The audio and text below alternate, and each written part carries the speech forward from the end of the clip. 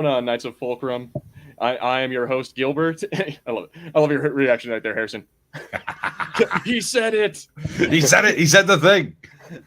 What's up, guys? I am Gilbert, and if you've clicked on this video, then you are watching the Fulcrum Entertainment Podcast, and we got a very special episode for you today. We are going to be checking out not a very awesome movie, but an awesome one. It's awesome enough. It's more awesome than The Last Jedi. Michael. Hey, now. No, we have one Last Jedi fan in here, but we won't hold that against him. It's not what this podcast is about. I'm gonna. Well, you say that, but you weren't here for our Last Jedi episode where we totally just tore that movie to shreds. I can't. You'll have to have me on, dude. We'll have to do like a revamp and do it again. Just waiting for the 20th anniversary of Last Jedi. Deal. Yeah, that's exactly what we'll have to do. Just in the future, rain check. But yeah, what's up, everybody? I am Gilbert. I'm joined by my buddy Harrison, and of course, we have one old friend and one new friend. So we'll start off with our old one. What's up, Michael, from A Certain Point of View podcast? How's it going, man? Good, man. How's it going? This is gonna be fun. Yeah, it is gonna be fun. It's been a while since we had you back on here. It's been since I want to say 4 or 5 months since Book of Boba. I forget which episode we had you on for, but it was like I think it was the Mando one, the first one, if I'm not mistaken. Yeah, but I think so. 5 or 6. I forget which episode that was. But 5, yes, I think. Right. Yeah. Excellent episode to be introduced on. Like everyone's going to remember you with one of the best episodes of the series. Yeah, that was a great episode. It really was, and yeah, but it's great to have you back. I gotta say, I enjoyed your episode the other day where you were talking about this exact movie. So. We were. Yeah, it's so funny. You texted me just a couple, like literally the day after, I think. We just did an episode. We're going through the prequels, ramping up for Obi-Wan. And so we did an episode on episode 1 last week, and this past week we did episode 2. So this will be the second time in 3 days that I have watched Attack of the Clones. That's a record for me, for sure. Very nice. Yeah. And here, I'm just gonna put this in the comments. You guys should check out his channel. There's the link to there's the link to it right there. Go check it out. Certain Point of View podcast. Go watch that video. And then also we got another fan in here. We got new friend. We got Matt from the Star Wars Prequels channel. What's up, Matt? Yeah. Hey, how's it going? Yeah, thanks guys for having me on. Super excited. This is kind of my first collab. I haven't done one of these things, so yeah. So I run the Star Wars Prequels channel, or we go SWPC just for short. Keep it short and simple. Been doing it for I think this will be my 6th year now. It's kind of been like a hobby side project thing. Very nice. But yeah, I mean, I'm kind of like in the process of rewatching all the movies, gearing up for Star Wars Celebration. So if anyone's going for a Star Wars Celebration here in a few weeks, maybe we'll have to meet up. So. But yeah, super excited. Going to be pumping out some Obi-Wan stuff here before the new show gets started. So definitely check that out and whatnot. That's really good to see. It'd be interesting to see what you get up to at the Star Wars Celebration. I'd like to see that. Yeah. I'm bummed. I'm not able to go. I had to decide this year between ICCC and Star Wars Celebration. And I'm like, well, crap. I was already committed to going to Tennessee. So there I was.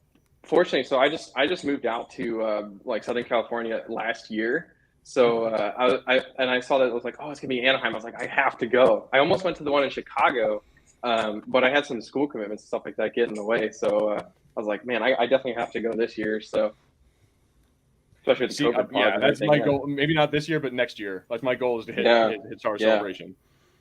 Preferably before Ian McDermott passes on. I have to get something signed by him. I know, right? I know. There's like so many people are kicking the bucket now in Star Wars. I can't let him go. I know. There's a Ian McDermott conversation panel, I think on Thursday or something like that, and I'm like, that's what I'm going to on Thursday. So absolutely, I want to hear his voice. I just want to hear his voice, you know. If you want a taste of that, Gilb's recorded his panel that he saw of. No, not Ian McDermott. Yeah, Ian McDermott. You did. Yes, sorry, Ian McDermott and Anthony Daniels. There was a Clone Wars cast panel. Yeah, I have a whole bunch of stuff from that con. So yeah, go check it out on our channel.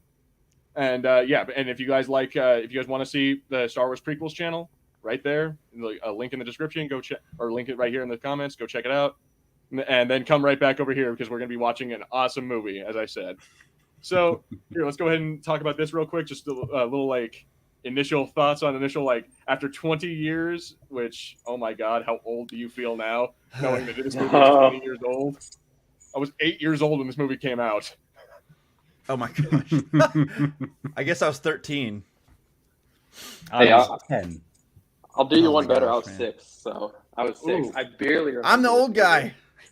I barely remember this. I only remember seeing it in theaters. I remember the Battle Geonosis. That was like the one thing that like stuck in my head. So just how awesome that was. I think that's probably the best part of the movie, from my opinion. Like, Yeah, I came at this from a weird point of view, and I've just realized I'm kind of proud of this. I managed to not see this movie for 20 years. Wow. So I never saw this movie. I had a weird, complicated relationship with Star Wars at the time, and I was all into Harry Potter. And it's like Andy moving from Woody over to Buzz. I just kind of dropped Star Luke Wars. Skywalker could kick Harry Potter's ass. That is, let's all just be honest about that. I know. They always see those posts. Darth like, Vader versus win? Voldemort. Yeah. Okay. I'm going to put that aside. That's a whole episode in itself. So yes. So I saw this like yesterday, and I was not impressed. Just yesterday. Yeah. Wow. I am this fresh on it, and I'm just nah. I swear. Are you excited to watch it again? I'm excited to hear people who love it explain why they love it. That's actually, I like that a little more. That is nice. Yeah, it's like it's better than our other friend Joker Voice, who's just like, no, I want to tear this down and stomp on it and tear your heart out and let you know how much the things you love suck. And I think Joker Voice is a very big Anakin fan though, so I feel he might enjoy. And perhaps he's right. Sand is coarse and rough and gets everywhere. It's true. I hate sand. Like I've always hated it. Even like before I saw the movie, I was like, I hated going to the beach because you have to like wash your feet off and everything. So I totally relate to Anakin on that note. It's 100% true. See, I don't necessarily hate sand. I hate the desert. I hate heat. Like I live in New Mexico, so yeah, it's like Tatooine. So I totally get that where he's coming from, but that stupid line like, oh, I don't like sand. It's coarse and rough and no. Just stop. George, what are you doing, man? I always like to say, like, like Anakin, he just like, they don't get a lot of social skills development, right? Being a Jedi, right? It's monastic, right? Type of thing. So like they're just, he's just awkward, Obi-Wan, right? Yeah, much as we love Obi-Wan, he's probably not the best father figure, so. Yeah. Yeah. And I'm also retconning. So I'm like making excuses for him, like he better be happy. Like I know the acting's super dry and stuff like that, but I'll like retcon it a little bit, say like, oh, he's just not socially, like he doesn't have the social skills to. Do you know what? I did kind of feel like he plays Anakin almost like he's sort of somewhere on the spectrum where he just has a difficulty communicating with people. Yeah, like he shows so little emotion. It's like, oh, maybe that's just how you are. Well, I think part of being a Jedi is that too, right? Like they really teach you to like suppress your emotions, right, and detach yourself, which is kind of the ultimate flaw, right? I think maybe him coming in late, right? He couldn't fully do that, right? A little more set in his ways. Yeah, maybe like instead of he thought that being emotionless was just saying everything in one tone. Yes. Maybe I can trick them into thinking I have no emotions by saying it like this. Right. Exactly. All right, guys. And on that note, all right. So, are we ready? Does everyone have everyone watching at home? Everyone in the chat right now? You guys have your Disney Plus ready and ready to go? We're gonna get Attack of the Clones queued up. All right, boys. In 5, 4, 3, 2, go. Oh God! Remember when Star Wars used to have the dun dun dun dun? Yes. Back when it was owned by Fox. Yeah. Oh man, it's classic. I kind of miss those days. I agree. Like it's a very classic sound. That's so classic. Be sad to lose. Yeah, kind of like the THX, like sound you hear all the time, right? Like I haven't heard that in so long. So, yeah. Oh, yeah. Here we go.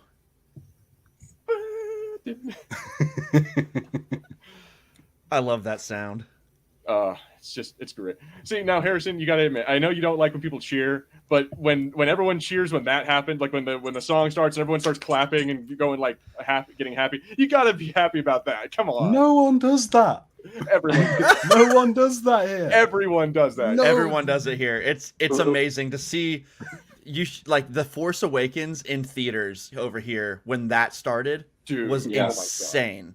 It was insane at the beginning of the movie. Yes. People were cheering before even a sound came out of the speakers. Yeah, I mean, like when it went dark. When that text came up, a galaxy far, far away, it was like, oh, here we go. People lost it. I felt it. Oh man. Yeah. See, and you just sit there like, I don't relate to anything you guys are saying at all. Oh man. You people need real theaters. This is the problem: is you call the cinema a theater and you're just forgetting where you are. There's no one there.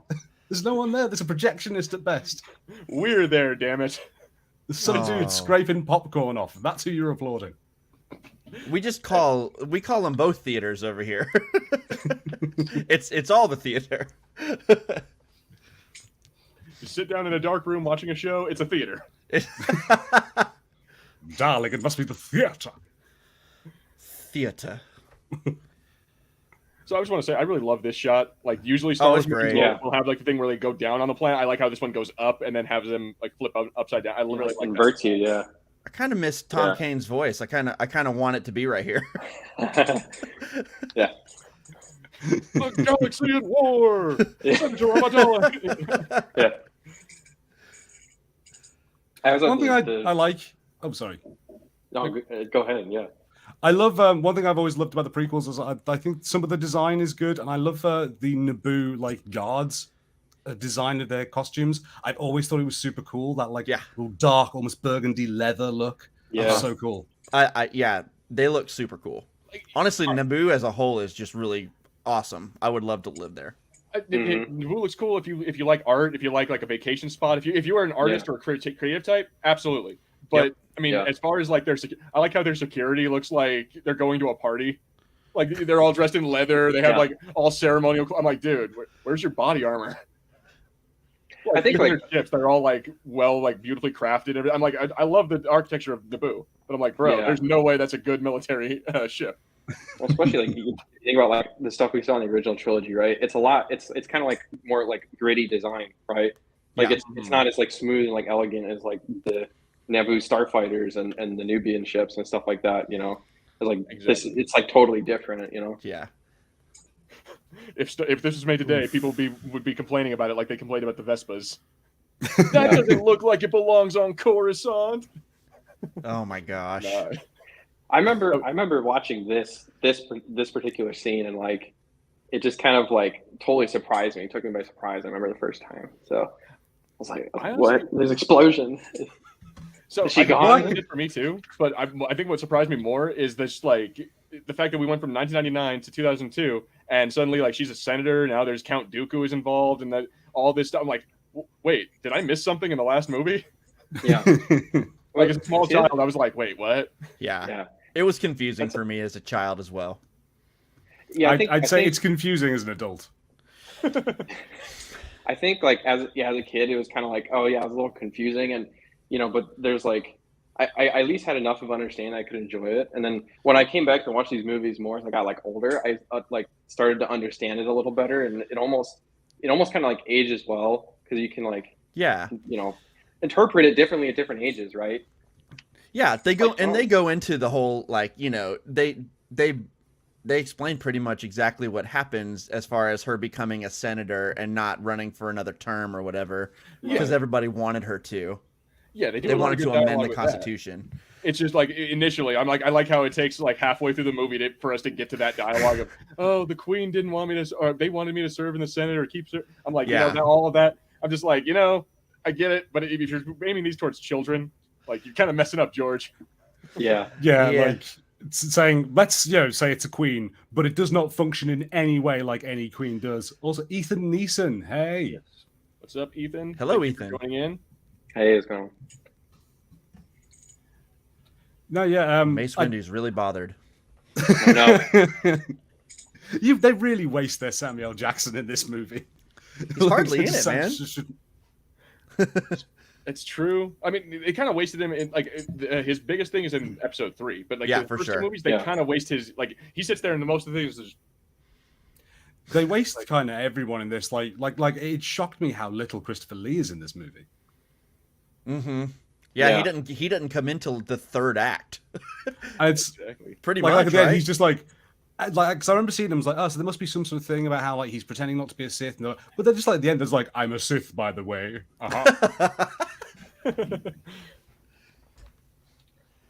So Matt, I know you're a prequel guy. Yeah. Do you enjoy this movie a lot, or is it kind of in middle of the road thing for you? What do you think about it?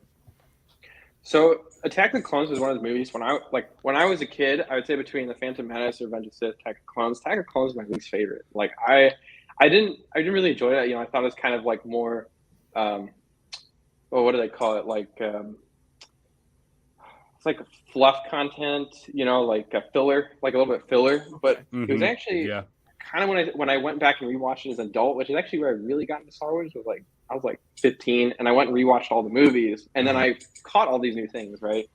And I really started to enjoy this movie a lot more as a kid, as an adult, because I think there's more like complex storylines with like, especially the like, you know, who created the clone army, like all, you know, the Kaminoans, like all that stuff. Like it's kind of this like mystery, you know, vibe, and everything's a little suspicious. And then once you kind of get a hold of the fact that Sidious is like literally playing like everything throughout the entire series, you're like, oh my gosh, like this is actually all orchestrated by Sidious. Like this makes so much more sense. Like the plot goes a lot deeper than like the first time you watch it. Man, so it's like. Oh, go ahead, Greg. I'm sorry. I catch you off. Oh, I was just saying, like, I enjoy it more as an adult. This particular movie. So, I mean, the love dialogue stuff, obviously, like, you need that to set up his fall, right, to the dark side. But I love the like creation of the clone army and the politics, and that's, you know, a lot of people don't like the politics of the prequels, but that's something I appreciate a lot more as an adult. Oh God, Jar Jar. I do too. Get him off. I don't want that. It's okay. It's okay. He's about to be a senator. Yeah. Or representative, I guess. Yeah. He's about to set the galaxy on a path that's a really bad path. So. Oh man, and it's his idea. I never noticed it until this past time, but Palpatine just played him like a fiddle, and it was all right in front of us. Oh, dude! Like, to add to that point, I mean, just before this, Palpatine's having this whole thing about, oh, we need protection for Padme. Oh, I know. How about Obi-Wan Kenobi? Knowing full well that Anakin is with him. Yeah, like, 100%. It's so good. That's ouch, friend zone, man. Yeah, the little boy. Ooh. And rightly so. Yeah. And don't forget too, he's trying to. Yeah, Palpatine's trying to, get her off world, right? So that he can have this boat to create this army, right? He wants war. So this is all like conniving, like, he's all playing. So man, he looks extra Jesus-like in this movie. I know. yeah, it's really weird. I don't like his beard at that length. It's like just not quite long enough. I think it's really weird. Whereas like in the Revenge of the Sith kind of beard is much nicer, much neater. Yeah. Whereas this, I don't know. It looks like he's in Hall and Oates. Mm-hmm. Oh, this is awkward. Gets belittled in front of everybody. Discipline. I love the awkward shot. The faces that they show everybody. They're like. The captain right there just like, oh boy. See, I don't hate Hayden Christensen. Like, there's a couple of movies that I've seen him in that I actually kind of like, but he's not bad, man. He gets a lot of crap for these movies, and I get it on some level, but he's great in the next one. I really think that. I really do. And then at times in this one, I think he's good too. And at times I think direction was a big problem. Mm-hmm. George has never been an actor's director. Right. It was my understanding that apparently for these prequels, he gave the actors their lines without the rest of the script, so they couldn't like leak anything. So they just had to basically just like he reads a line and then like no context, they have to read another line and no context. Yeah. Like so, it's just like that makes sense. Yeah. And so they like a lot of what they were doing, they didn't know who they were talking to or why or what. They just knew. All right, so this is what I'm saying. Cool. These are words. A lot. Because this movie makes actors who can act look like they can't. Mm-hmm. Like Ewan McGregor and Natalie Portman don't look good in this movie. They look bad as well. Like so, whilst Hayden Christensen and not necessarily his fault, but comes across the worst, I think, in this movie. I never have any issues with Ewan McGregor, like at any point in this entire trilogy. I think he's even though the dialogue isn't always great, somehow he has come out of this whole trilogy like literally everyone is like, well, yeah, but Ewan McGregor was great. He's definitely the best part of the movie. Yeah, he reminds me a bit like how Ian McKellen is like one of the best bits of any Lord of the Rings movie. It's always good when Ian McKellen's on screen. You're always happy. Now when that you're back dialogue is impeccable, though. So yeah, no, you can't. Peter Jackson's like, bro. Exactly, because Ewan's story arc with the clones and stuff. That's my favorite part of this movie, dude. Like that whole setup. When he goes to see Dex, I love it so much. Okay, now that is where I will get a bit like what because it was really jarring for me as someone who has known Star Wars for a long time to then be like, why are they in like and it looks like that DreamWorks movie Robots that Ewan McGregor was also in. Oh, that's funny. Weird, he was in that movie, wasn't he? It's so strange. Okay, but here's the thing. This right here, I'm just looking at all this. It's 2002. This looks pretty darn good. Like, it's held up well. Yeah. I mean, it really does look good. I hate to be there are some bits. I think it's kind of dark. So like because it's dark right now, they can kind of hide a lot of the details. But yes, it does look really good. It still looks good. I think there are some points where like, especially when like in this, when they cut to Obi, he's got this kind of like shimmer around him. It almost looks like they left the edge feather on in Photoshop, and it happens quite a lot in this movie. But it's like the only real problem, I think. You're right. Everything else for the time is spectacular. It is spectacular when you think about 2000. Like because before I was talking to my co-host Jessica about this the other night. This was like 2002. Really, this was the first movie that did like fully digital, like completely digital, or at least one of the first few. But before this, you had like the Lord of the Rings, the first one. You had Episode 1. You had The Matrix, and it was this like really great time of like blending the digital with the practical. It was like the perfect time of the combination. And then this one came out, and it's all digital. So not all of it looks quite as good, but it's also like, man, but I respect the fact that like he did that. you know? It's crazy. Definitely pioneering. Well. Like, I mean, it still holds up. Like the CGI that he did holds up. It does, man. Well to this day. Like, look at those ugly ass worms. Like those things are definitely the time. time period. It is good. So yeah, and you do notice it improves, right, from Phantom Big Menace time. all the way up to Big Revenge time. of the Sith for sure. Yeah. See, what I find most impressive about this movie is the fact that none of the clones are actually like real people. They're all CGI. I know, yeah. Like that is impressive as heck. That is impressive. Right, I was going to ask about that because there's a shot later on with like Padme and then this guy, and I'm like, is that just a CGI dude with a real like Natalie Portman? It's very confusing. Yeah, I guess so. It very well could be. Or they might have gotten one dude, like one extra in a costume, but yeah, like most of the time on the screen, like most of those troopers, they're all CGI. At least all the ones with helmets on. Yeah, exactly, I don't know. I mean, I might be wrong, but I heard that all the clones in every scene were always digital with the helmets on, like full get up. They're all CGI.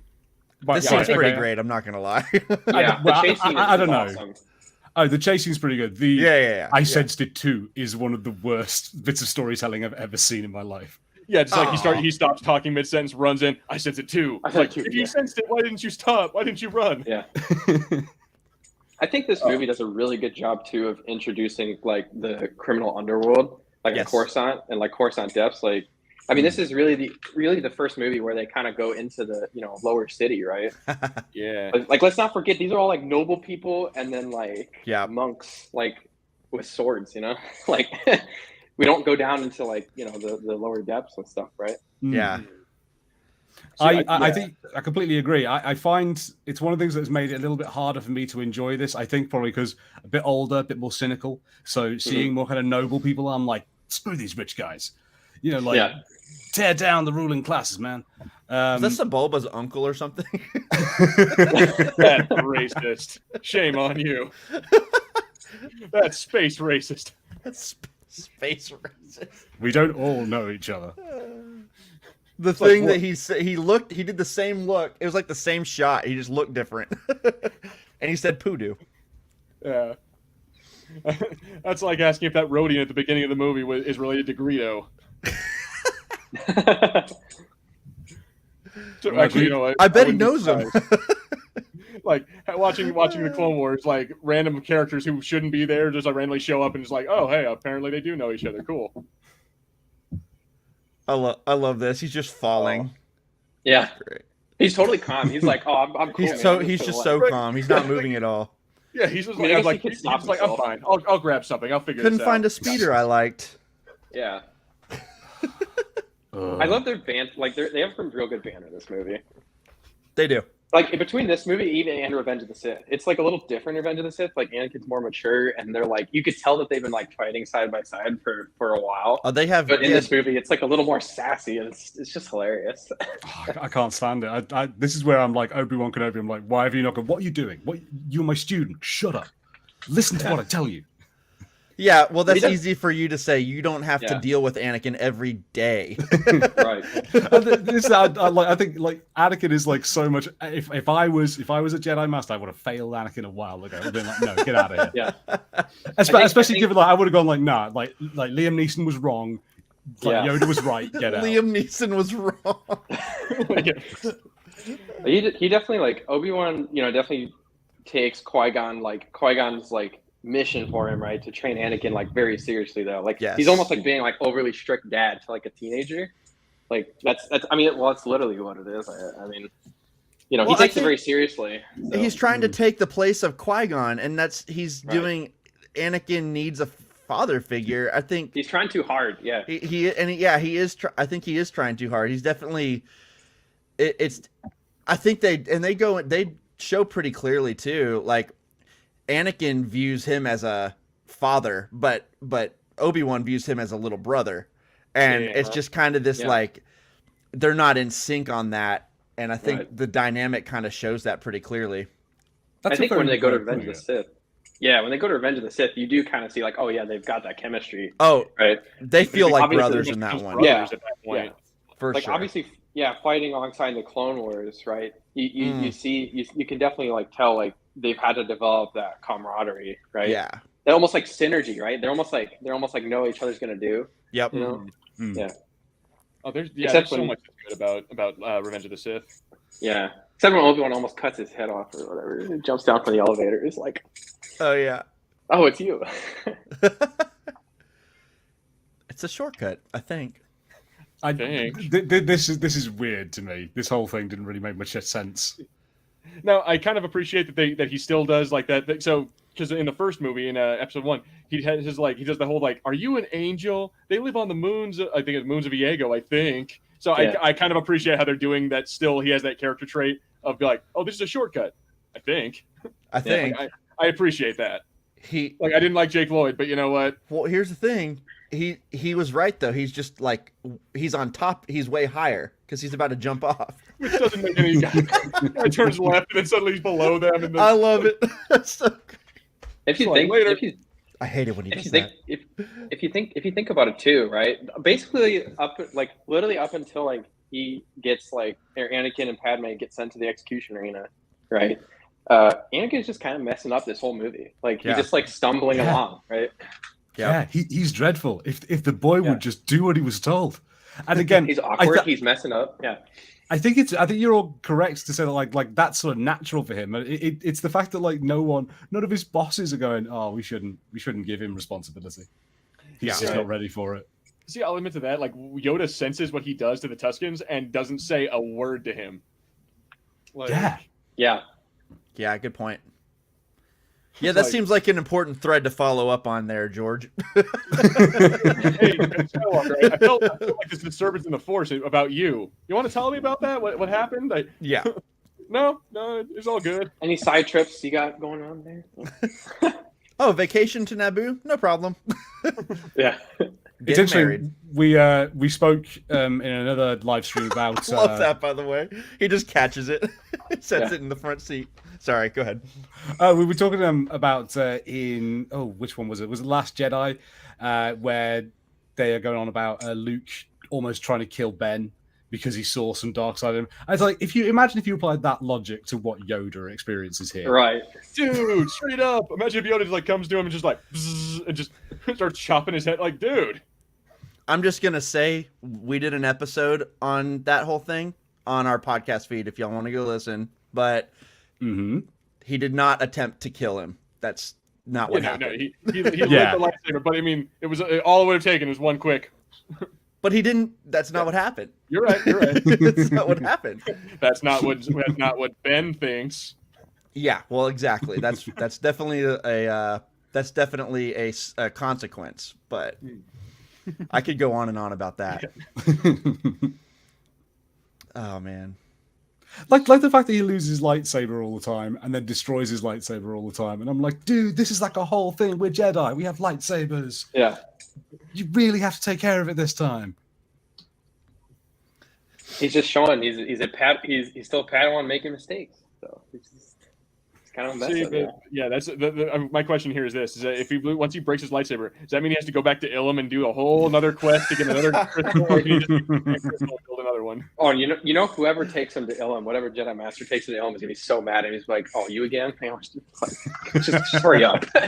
It's like he's a freaking grown Anakin sitting there with all the little like Padawans. It's like I know. I just imagine him sitting there, just like, God damn it! Just like some tall dude and a bunch of like short little kids. Like Billy Madison. Yeah. This like the adult who has to like the teacher who has to ride to school on the bus with the kids. Yeah, right. This was always weird to me. This takes me out of it. It's like, oh, okay, so football. And like, I like that. Like that's one of those things that like it kind of adds lore to the world. Like it, you know, it's weird that robot football, but hey, man, it's sports. Like I can see it. For me, that always bothered me, but the diner never did at all. I love the diner, like a lot. Why wouldn't there be diners?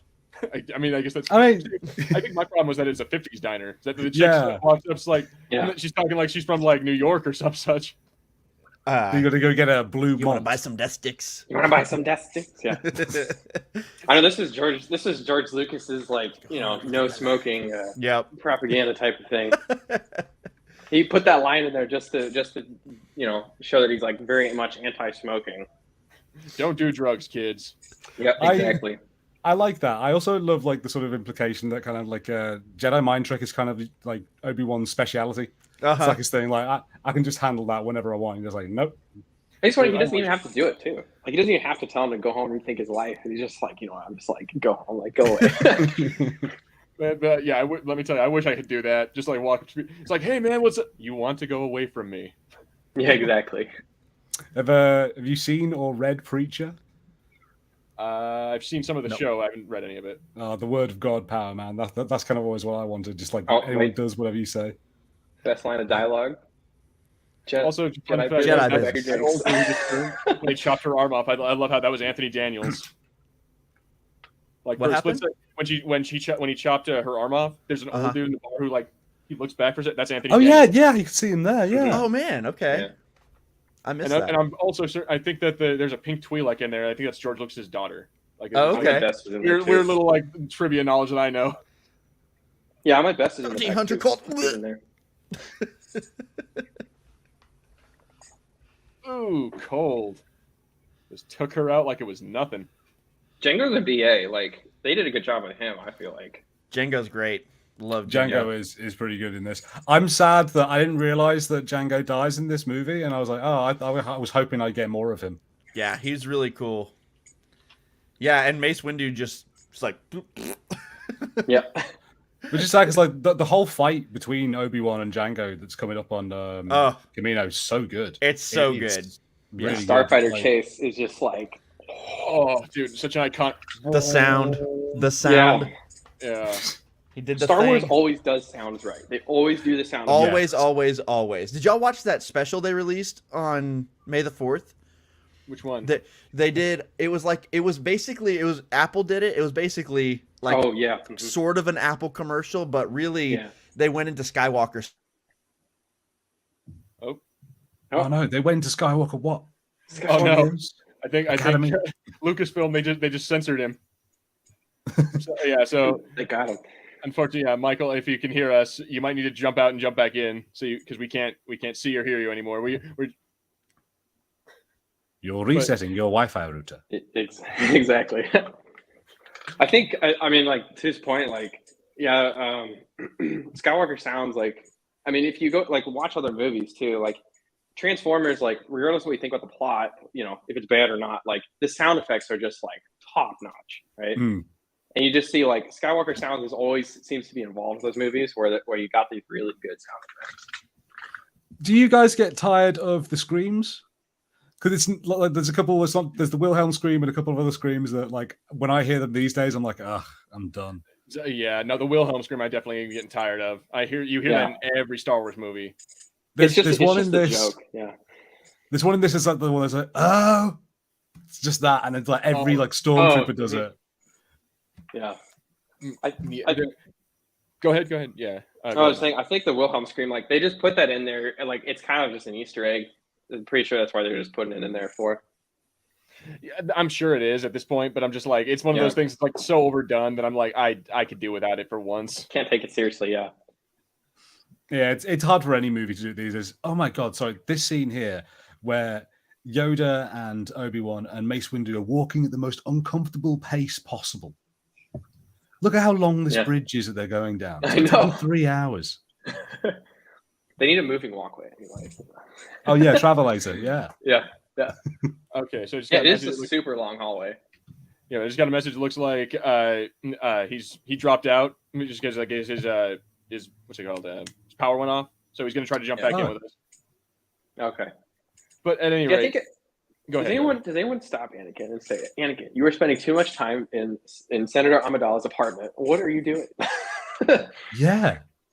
All right. On the one hand, he's like her guard, so I guess like it's. I mean, you know, you want security to be on the person they're guarding, but at the same time, I feel like you guys are actively being blind here. Like, if it's more Clone Wars, like, Yoda. Oh, y'all, you know what's going on. You've been seeing him the way he acts and talks around Padme. Come on. I'm pretty sure they're just in denial. Like they're just like, I'm just gonna sweep it under the rug. You know, just like, you know, or they're just like, you know what? Ignore it. So yeah, I like that idea that either they're just like, well, he's not doing it. We're just imagining things, or that they're just like they believe that he's strong enough to not. There we go. He's back. Hey. Apparently we have a severe storm happening right now, and I didn't know about it until I looked out the window. So my power might shut off again. I don't know how that's gonna go, but that's what happened. All right. Well, if it does, well, we won't hold that against you. We'll just have to deal with your frozen face again. I guess so. Sorry about that. What timestamp are we at? We are at 28:40 now. We were just talking about how it's awkward that Anakin spends so much time in Padme's apartment. Yeah, and now this whole thing of like I like how there's no one else there with him. Like he's all like, I feel like, you know, maybe one of the handmaidens should be there still. You know, just because this is, I don't know, man. It's just me, but like if the whole idea of that he's supposed to be you know, celibate or whatever, he's not supposed to be hitting on her. I'm like, bro, why is there not someone here? You're in her bedroom, right? Yeah, you're in her freaking bedroom watching her put her. Like, I'm like, bro. I mean, I guess she's not safe anywhere, right? Like they kind of made that clear. I get that. I'm just like, I'm playing devil's advocate here, you know. There's be another security guard in that room not watching for murderers, watching for Anakin. Oh, this is so awkward. Here we go. Here's the look. But I am grown. Yeah, I bet you are. I love the idea. Horrible thing to say. This cheeky smile, like, sorry, Senator. Ooh. I love the idea of there being like a little chaperone for them, like be like, leave room for the Force. Leave room for the Force. You know what's funny? What's messed up? They do have a chaperone. It's R2. I know. The freaking droid. Which, oh my god. It's like, don't worry, we have R2. Oh yeah, so what? He can record it? I wonder if like R2 is like, he's talking to people, but like sometimes I feel like I wonder if like people don't understand him, or they're just like talking like they understand him. So he's like, R2's like, what are you talking about? You mean like Anakin's literally like hitting on the senator, like he's not supposed to be doing that. And they're just like, oh yeah, R2, that's a good idea or whatever. You know? I think you're absolutely right. No one knows what, because like all the stuff that happens later on with C-3PO and R2-D2 It's like C-3PO has no idea what R2's saying. Right. Because I feel like R2-D2 might have said, like, I'm going to push you off now. Like, be ready for this. Yeah, right. It's funny you should mention that, Harrison, because again, when I was at that panel in Nashville, Anthony Daniels actually mentioned that. Is that when he was doing it, there was no audio, there was no like lines or indication of what R2 was saying. Yeah. So he had to just pretend, he had to ad lib with a bucket and pretend that he was having a whole conversation. I do remember that from that video. Yeah. Yeah, so that's actually kind of funny. Is that like so half the time the dialogue that he's having is just it's like, what makes you think the settlement's over there? Go that way. Like he's making it up as he goes along. And that kind of also probably plays into a little bit why some of the acting was so wooden in these, because they had never had to act with this much of a digital, like it was green screen and blue screen. They were acting with tennis balls half the time, not people. And so like I can see that also being something you have to grow into, you know? Yeah, that was a sea change in Hollywood. I also, we mentioned a few movies earlier. It was kind of the trend at the time to have kind of wooden like lead characters, like I said, like The Matrix and Lord of the Rings and this. And, like they're all just kind of very basic guys going through an incredible adventure. Yeah, yeah. I think it's called the neutral mask or whatever. That's like like someone that the audience is supposed to imprint themselves onto. So they use the most boring person they can. That's why they use Keanu Reeves. That's why they use Luke Skywalker. That's why they use. Yeah, that does make sense. What's the timestamp for where we're at now? Just to make sure 32, 11, 12, 13, 14. So yeah, I'm just a few seconds ahead of you guys. We're at the best part of the movie right now. I know. That's why I had that big smile on my face. I'm gonna be honest. I would not get my food served by this dude. Like, no, look at that. You see him hike his all that. You see him hike his pants up. Oh, yeah, he sat down, hiked his pants up in the back. I'm like, nope, don't touch my food. I love that he has a Bob's Burgers mustache. Yeah. I know, it's like you're so right. Yeah, it's very sparse. I want to see someone just dubbing him over with just Bob's Burgers dialogue. Oh hey, Gene, Michael, no. Yeah, there's some Dougs in the background. I wonder if they're Sebulba's cousins. I know. Shut up. Well, this he said the thing, okay? I'm just for as funny as the scene. For as funny as the scene is, though, it is important because it really does set up the whole clone thing, right? Yeah. Absolutely. When does Obi-Wan spend any time in this diner? When do you think Obi-Wan's like, oh, come on, Anakin, let's go get a bolt? It's been 10 years to finish they do missions all the time. You got to eat lunch. Let's get a life outside of Anakin. Yeah. Come on. I just feel it just feels like such an un-Obi-Wan kind of place. Obi-Wan likes to get a drink. Yeah. We know that the Jedi do have, they have context, right? I guess or who was it? Sid from Bad Batch. Yeah. Right? Yes. They have these underworld kind of contacts for him to help him out, and so I kind of think he's like that. Interesting question for you guys. Do you guys think that Dex is going to show up in Obi-Wan, in the Obi-Wan Kenobi TV show? That would be a hilarious cameo. I would not put money on it, but I'm not going to lie, it'd make me smile. Yeah, I completely agree. Yeah, I don't think it'll happen, but I don't either. I think it would be funny. Yeah, I sincerely doubt it, but it'd be a cool little nod if they found a way to put him in there. It would be cool. Right. Yeah, I would love to at least see some advertisement for it on some bus or something. But again, that would have to be, you'd probably have to be on Coruscant to see that. Yeah. Mm-hmm. Oh, wait, hold on. Obi-Wan's about to get sassed again, guys. He's about to get roasted. All of this stuff about this planet is a roast. The whole scene we're going to see where Yoda helps him out, and Yoda's like, "See, it's so even funny. The kids know this. The it's so answer funny. To this. He's like, Obi-Wan lost a system. How embarrassing! They're all laughing too. They're all like, I know, it's so funny. I do want to talk about though, for that one line that I forget what her name is, but Madame Jocasta. When she said to him when there's one or if there's nothing, or if something doesn't show up in our archives, it means it doesn't exist. I'm like, that's some arrogant BS right there. Yeah, it is. That's why the Jedi failed, because you all think you know everything. Yep. Yeah. I have to say, I think that is a very good strength of this movie, is that it does kind of show you why the Jedi as an order were vulnerable to fail. Yeah. Absolutely. Yeah, they're so set in their ways, stubbornness. They're just very stubborn. Right. Yeah, they're like loads of old institutions. They're like, it's always worked. We don't need to change anything. You keep the old ways. Mm-hmm. Right. Yeah, and at the same time, it's also just like they're spread into this area that they were never meant to go into. Yeah, and it's they feel like they have to do it, even though it's not what they were meant to do. Go be generals in a war and all that stuff. Right. They're definitely compromising along the way as well. I mean, yeah, Mace Windu says it himself. I mean, keepers of the peace, not soldiers, right? Mm-hmm. Yeah. And then they literally become soldiers. They literally become soldiers, generals. Yeah. What a cool building. One's about to get roasted again. I don't care if it's all CGI. That is beautiful. Yeah, it really is beautiful. I like to pretend that that's Ahsoka right there. Oh yeah. We can. But she doesn't look anything like her. Oh yeah, I can see. Yeah. If they can retcon Return of the Jedi and make that old dude Rex, I see no reason why they can't retcon this and make that girl Ahsoka. And if Dave's gonna retcon anyone into anything, it's gonna be Ahsoka into the prequels. Watch the 40-year, like we're gonna get another remastered version with Ahsoka like walking in the background or something.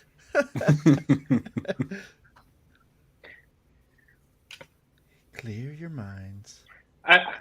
I don't know why, and maybe I'm like in the minority on this, but I do find the scene pretty cool. Dude, I like the scene. I like a lot of this movie actually.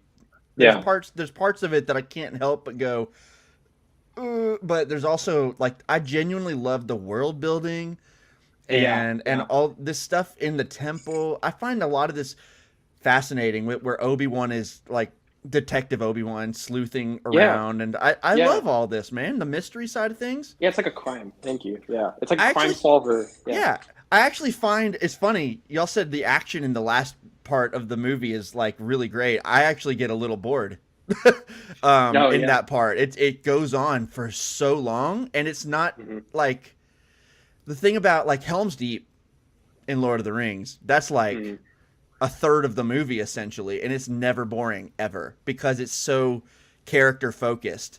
But this I feel is just at times it's character focused, but a lot of times it's a lot of noise interspliced with 3PO humor, and it's funny sometimes, but it's rough, and I also find it gets a little old, and it goes on a long time there in that third act, and I just kind of want it to wrap it up a little bit.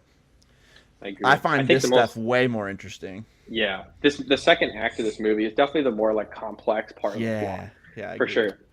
It's interesting. I find like that a lot of the stuff where it's an investigation. The problem I have with it is I find it's full of moments of not very good storytelling. Like I feel that whole scene with the kids is like a scene that doesn't need to be there for this story at all. Like the fact that it's literally they just go like, Obi-Wan, so you said it's supposed to be there, yeah? Well, if you go there, then it'll probably be there. And it's like, oh, thanks, I could have figured that out myself. I'm like, yeah, I don't know why the movie didn't just let him figure him out himself. Why didn't you just go investigate it? Like you have it's just like, I've calculated where it should be. I know where it should be. It just says it isn't. I'll just go. We have to roast Obi-Wan. It's just part of every Star Wars movie. Obi-Wan just has to get roasted. I don't know. I think for me, it's an overly long movie as it is. So I think stuff like that. It's definitely too long. Yeah, it is. It's so funny. We'll see. I really hope this doesn't happen because we're live streaming.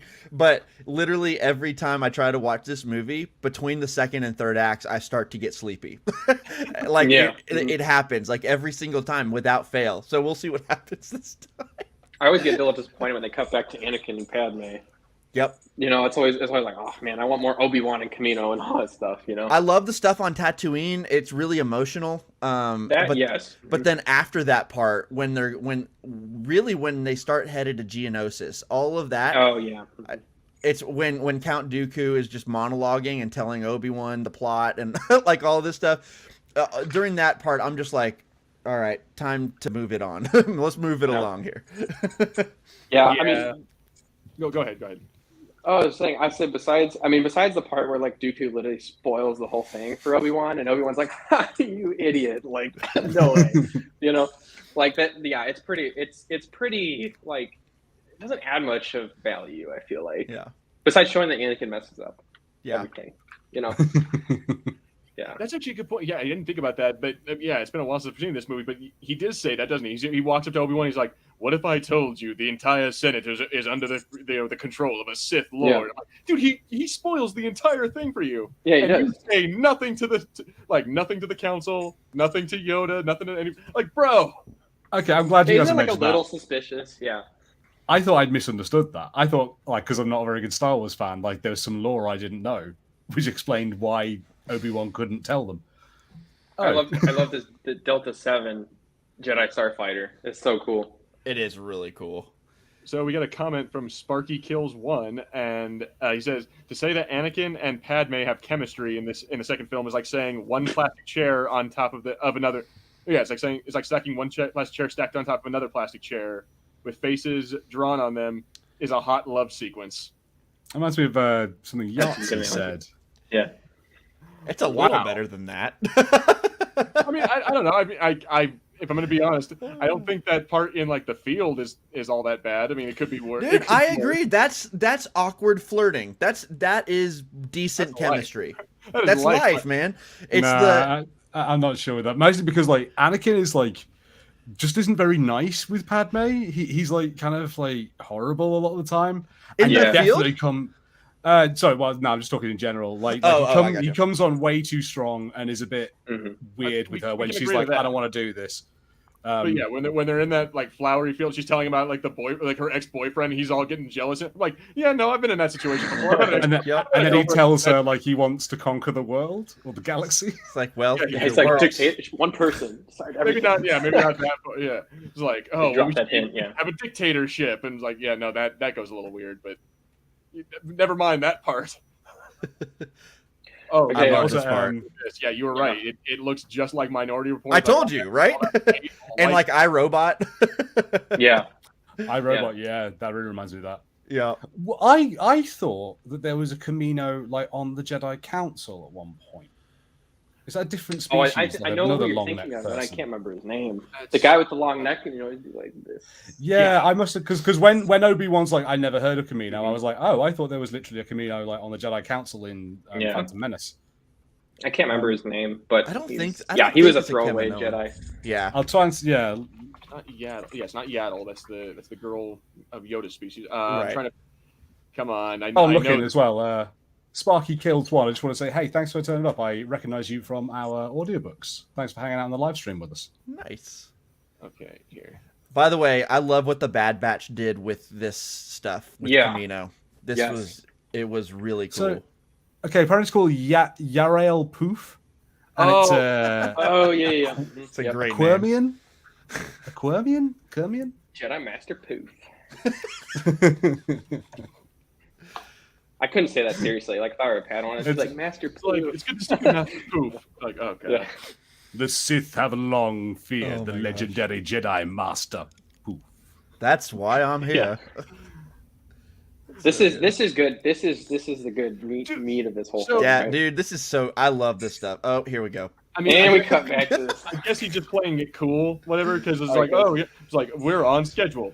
Well, that's good. Break, like, guys. You're not he miss plays anything. along and plays it cool, and when he sees the army, he's like, oh, okay, so the Republic apparently ordered this. All right, no one told me, but cool. Yeah, I'm like, dude, like he just, I like how again Obi-Wan just asks no questions, doesn't go like. along with it, yeah. Really interesting how trusting the Kaminoans are with this. Like, it's not Sifo-Dyas. It's a different, some random dude. It's a random it's a Jedi, but you don't know this Rando person. just shows up and nothing. Seems like a pretty top secret project you got going on here. I know. And they're just like, we'll show you everything. Here, Here it is. It would have been kind of fun if, like, at the end of him like having his little tour, he passed like another Jedi, like the actual Jedi they were waiting for, like the agent of Sidious. There, being like, I just stopped in to use the bathroom. All right, you know. To me, this is worse. This to me right here. It's like this is worse. The sand line at least is talking about the differences between their childhoods. He was a slave. Sand reminds him of that. This right here, he does this, and then she kisses him. It works. Like, how? No, see, like I'm like maybe it's How because she does like this- really likes him. I'm like, bro, like I don't know, man. I feel like that's a red flag right there. It's like everything here is soft, and he starts touching her all like I'm just like, Oh, Lord. Yeah.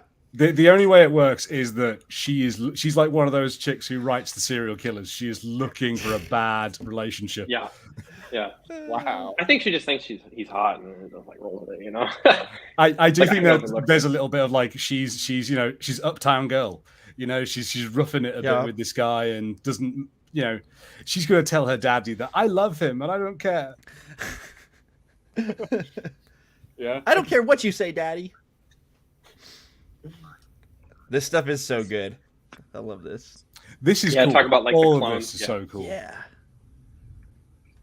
How they programmed it, and they're kind of like arrogant, but in a very like classy way. They're like, we programmed these clones to, you know, be more obedient than their original host. Yeah. Yeah. See, the only thing I think was like it's cool what the Kaminoans are doing, but the only thing I think is messed up is that they don't see the clones as like living beings. They don't. Right? They're like machines. Yeah, exactly. We see Like, that in The Bad Batch. Yeah. Oh, and the Bad Clone Batch, Wars. End of Yeah. Clone Wars. Yeah, we see a lot of that where they're just like, you're nothing. Dude, like that's the best part about the Clone. That's one of the best parts about the Clone Wars, and that happens early on too. Like that arc where they're training, where the Domino Squad is when they're training. That's such good stuff, man. It's so good. Yeah. My favorite arc. I think it's rookies. Then it's or no, it's not rookies. It's recruits, rookies, arc troopers, and then like one other but yeah, they all. It's another one where they're like on a mission, actually on a mission or something like that. Yeah, there's like 4 or 5 episodes that follow the Domino Squad, and I love that so much. Man. It's so good. It's so good. I hear the music gets really good.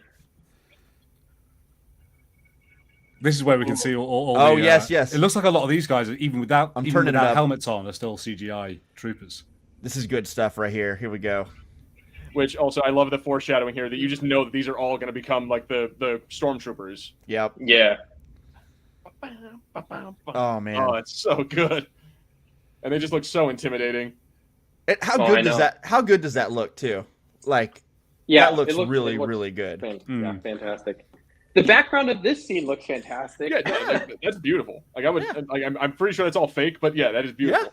Yeah. I personally am not a huge fan of the weird like Vaseline on the lens kind of bloom that's going on all the time. Yeah.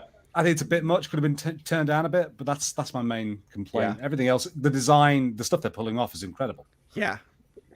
It is kind of awkward that, you know, it's like such like a nice looking place. So then you're like, oh yeah, like Palpatine's from here, like literally the most dangerous man in the galaxy.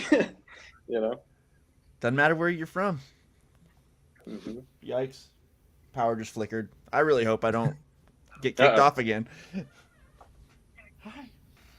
So yeah, this part, it is kind of still cringy. It's like it's a little more genuine. I feel like the awkward flirting that they're doing. It's like I'll forgive this one part, but the part that we have later where they're in like the weird that room with the fireplace and she's in that in the dress, the one, the dress, the lighting is all all there. Is that when he's like way too intense and it's like I know you have to back off. He's like, I'm not. So I can't breathe.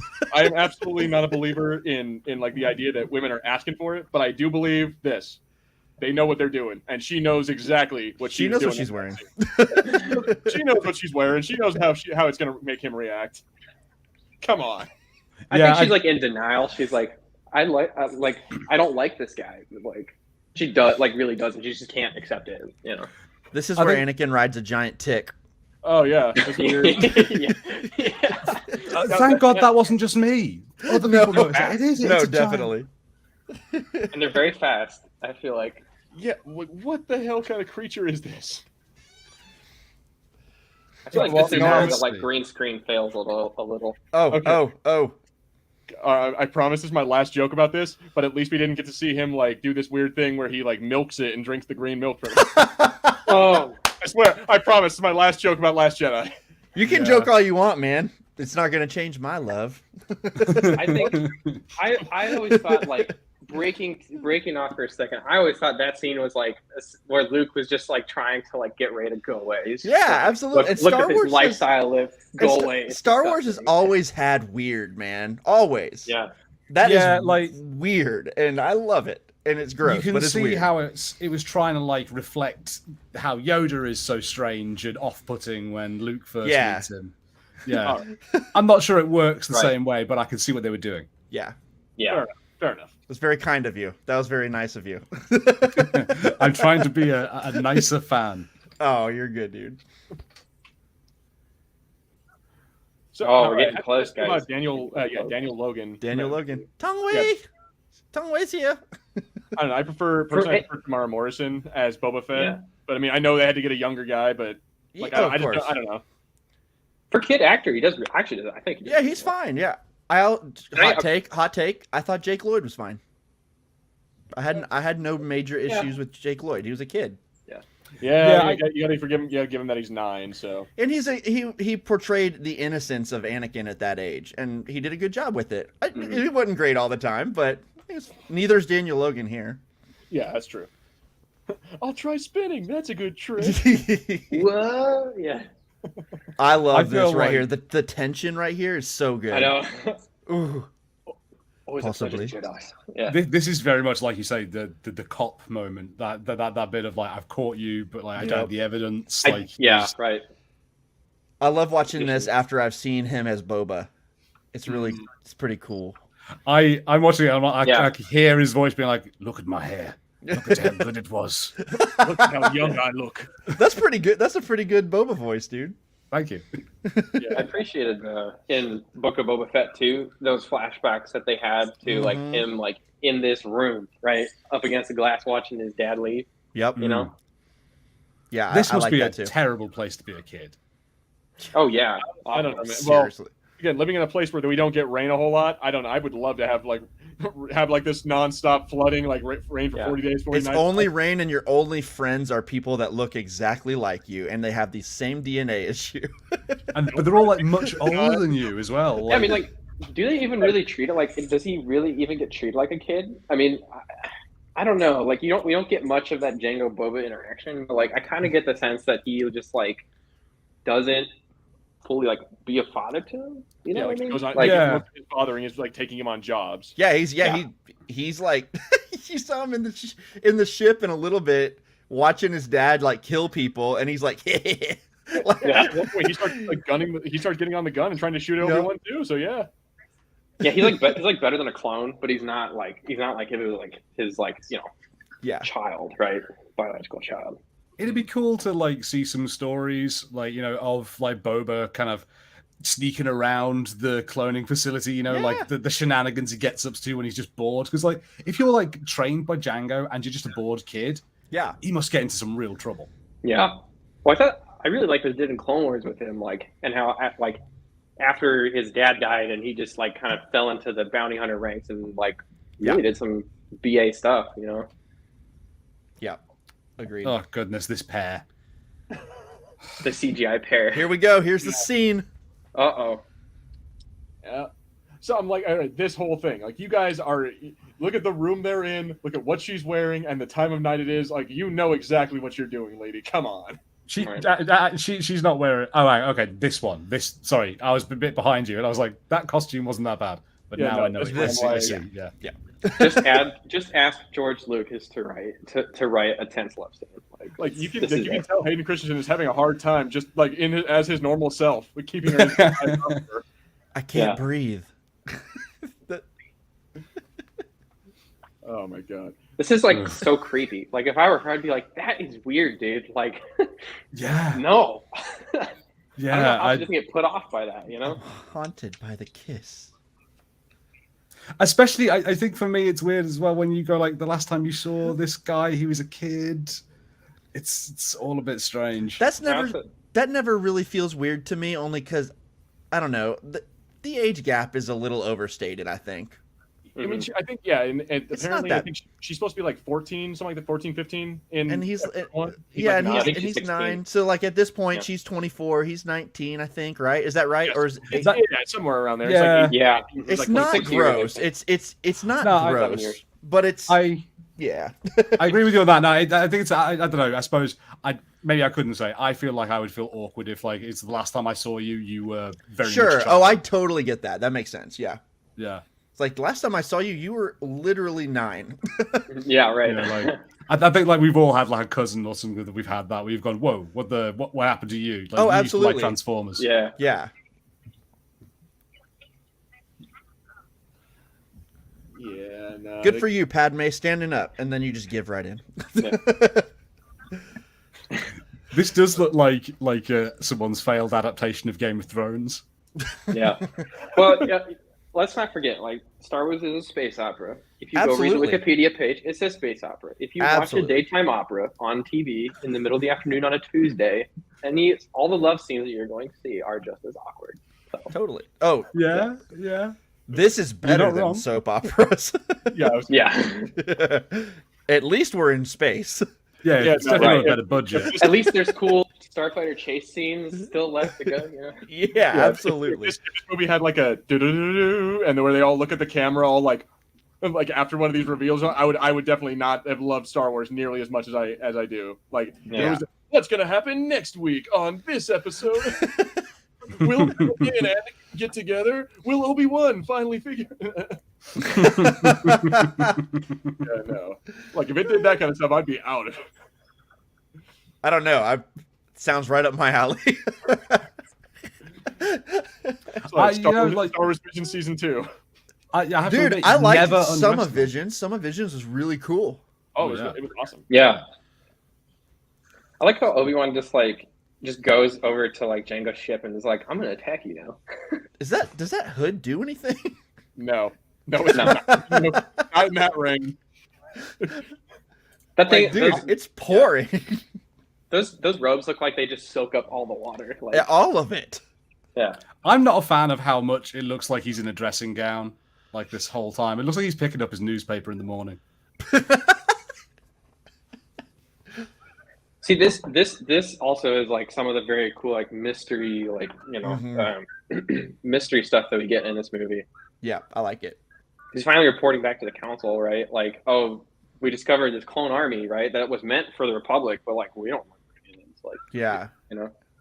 I'm like that too. Like Yoda, he's been around for like 800 years, something like that. He knew Sifo-Dyas by name, he knew the guy personally. I'm like, did the guy never mention this to you or anything? Right. At least they admit to themselves.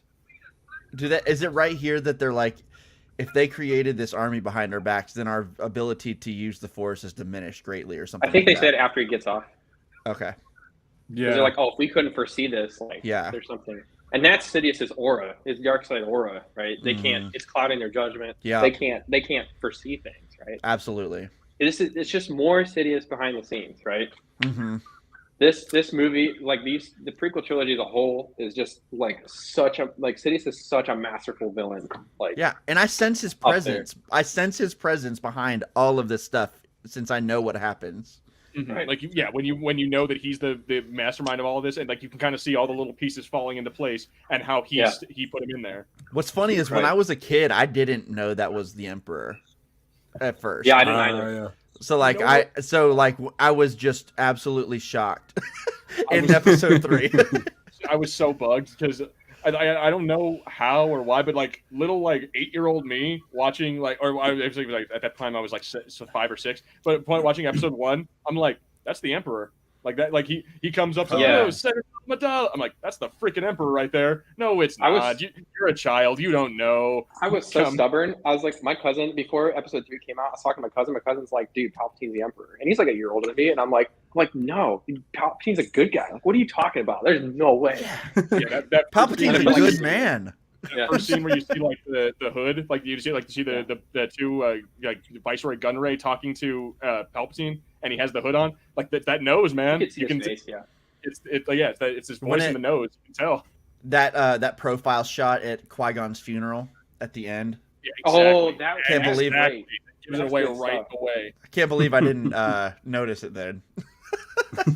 Like it was like, who's the master? Who's right? the master? Or was this? Yeah. If this, what was it? Exactly? Was it the master or the apprentice? The apprentice, and then it pans over to him. Pans right over to him, and I was like, watching it now, I'm like, cannot believe I did not get this when I was a kid. Those are the things I caught as an adult, right? That's where you like you see the intricacies, right? Like, I was 10 with that movie. I was 10 with that movie. And you know, I was gonna say, Ian McDermott, he does a lot with saying nothing. Like in that one scene alone, like which was destroyed, the master or the apprentice. It pans over to him, and he's just sitting there. You can tell he's just like, God damn it! Now I have to start all over again. Okay, it's time to get Dooku out of the fridge. Yeah. Hey, disenfranchised Jedi, why don't you come over? I will be right back, guys. I gotta go. I'm gonna go get a drink real quick. Okay. Oh, it's about to get good. You're gonna miss Django. Oh yeah. This is gonna be one of the best bits. I love it. So good, man. He It's- picks a terrible time to go. Yeah. To leave. It's very nice as well how this sort of kind of reflects the stuff on Bespin. Like this landing platform reminds you of that whole section.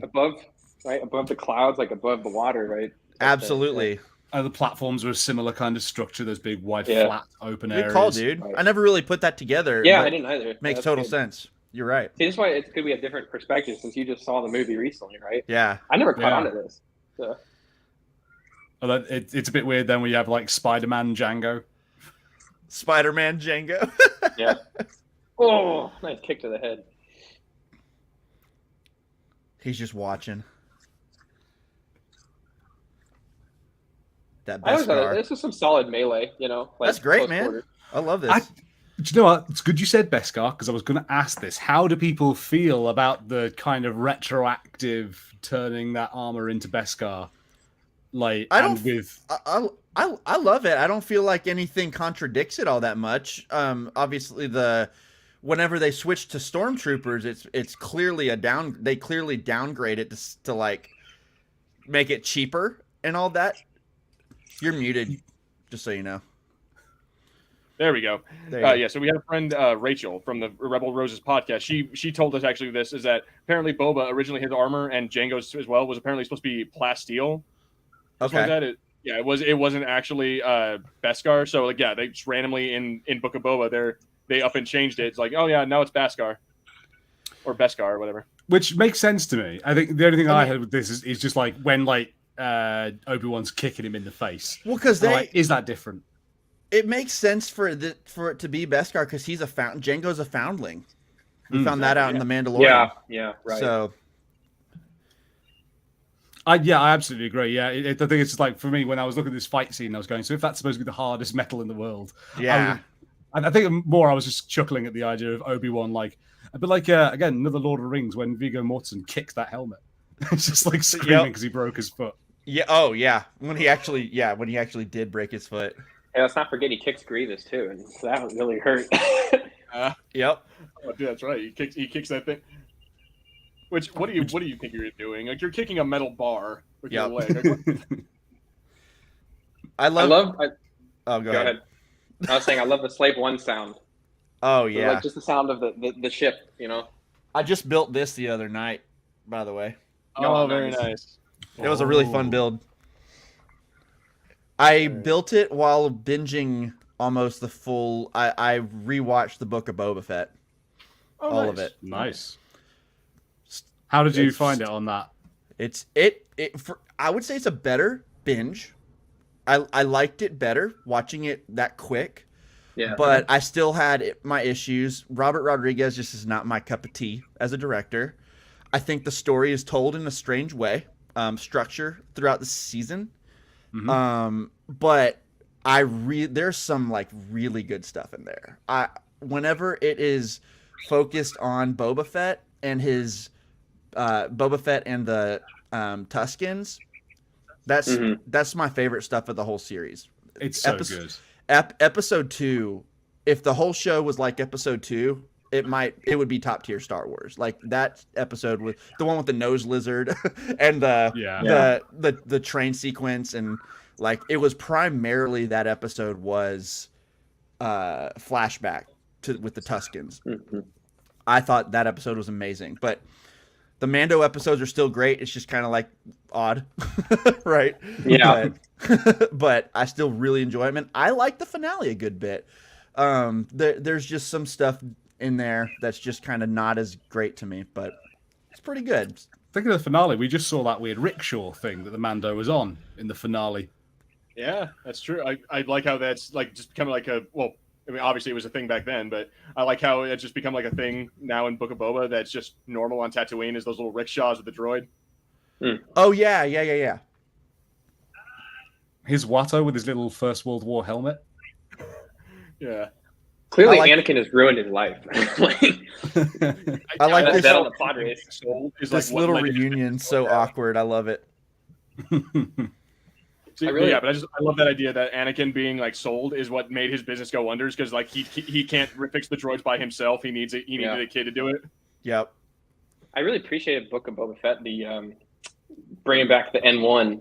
You know. Oh man, that cool. episode was amazing. Oh, yeah. I was like, yes, let's go. Yeah. That episode was everything. And they do it in like the sort of perfect way with the fact that they kind of rebuild it in its junker, so it doesn't look exactly. Right. You know, it's not bright yellow. It's not exactly that. It's something of its own. They hot rod that thing so hard. I love it. So good. This is where you need to max out your volume. Right? Here we go. Oh yes. Just the sound of him coming out of hyperspace. Oh. Like you already said it, but yeah, the sound design on this is just incredible.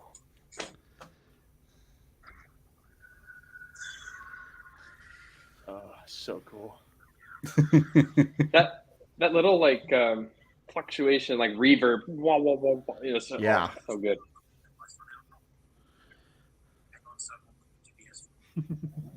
You know the whole little here's the laugh ring.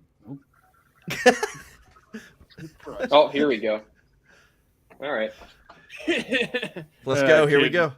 All right, quiet in the studio, everybody. Quiet in the studio. Gilbs, could I? Oh wait, no, it's all right. Wait.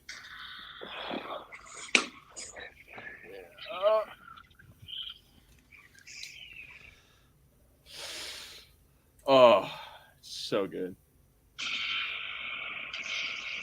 That's the coolest weapon in Star Wars. I got it, in my opinion. It's so good, man. Yeah, no, that's badass. I'm glad they used it in Mandalorian and Book of Boba Fett. We all freaked. He did the thing! I know. Yeah, when he destroyed those the two TIE fighters with that, and like, oh, he did the thing. Yeah. I know.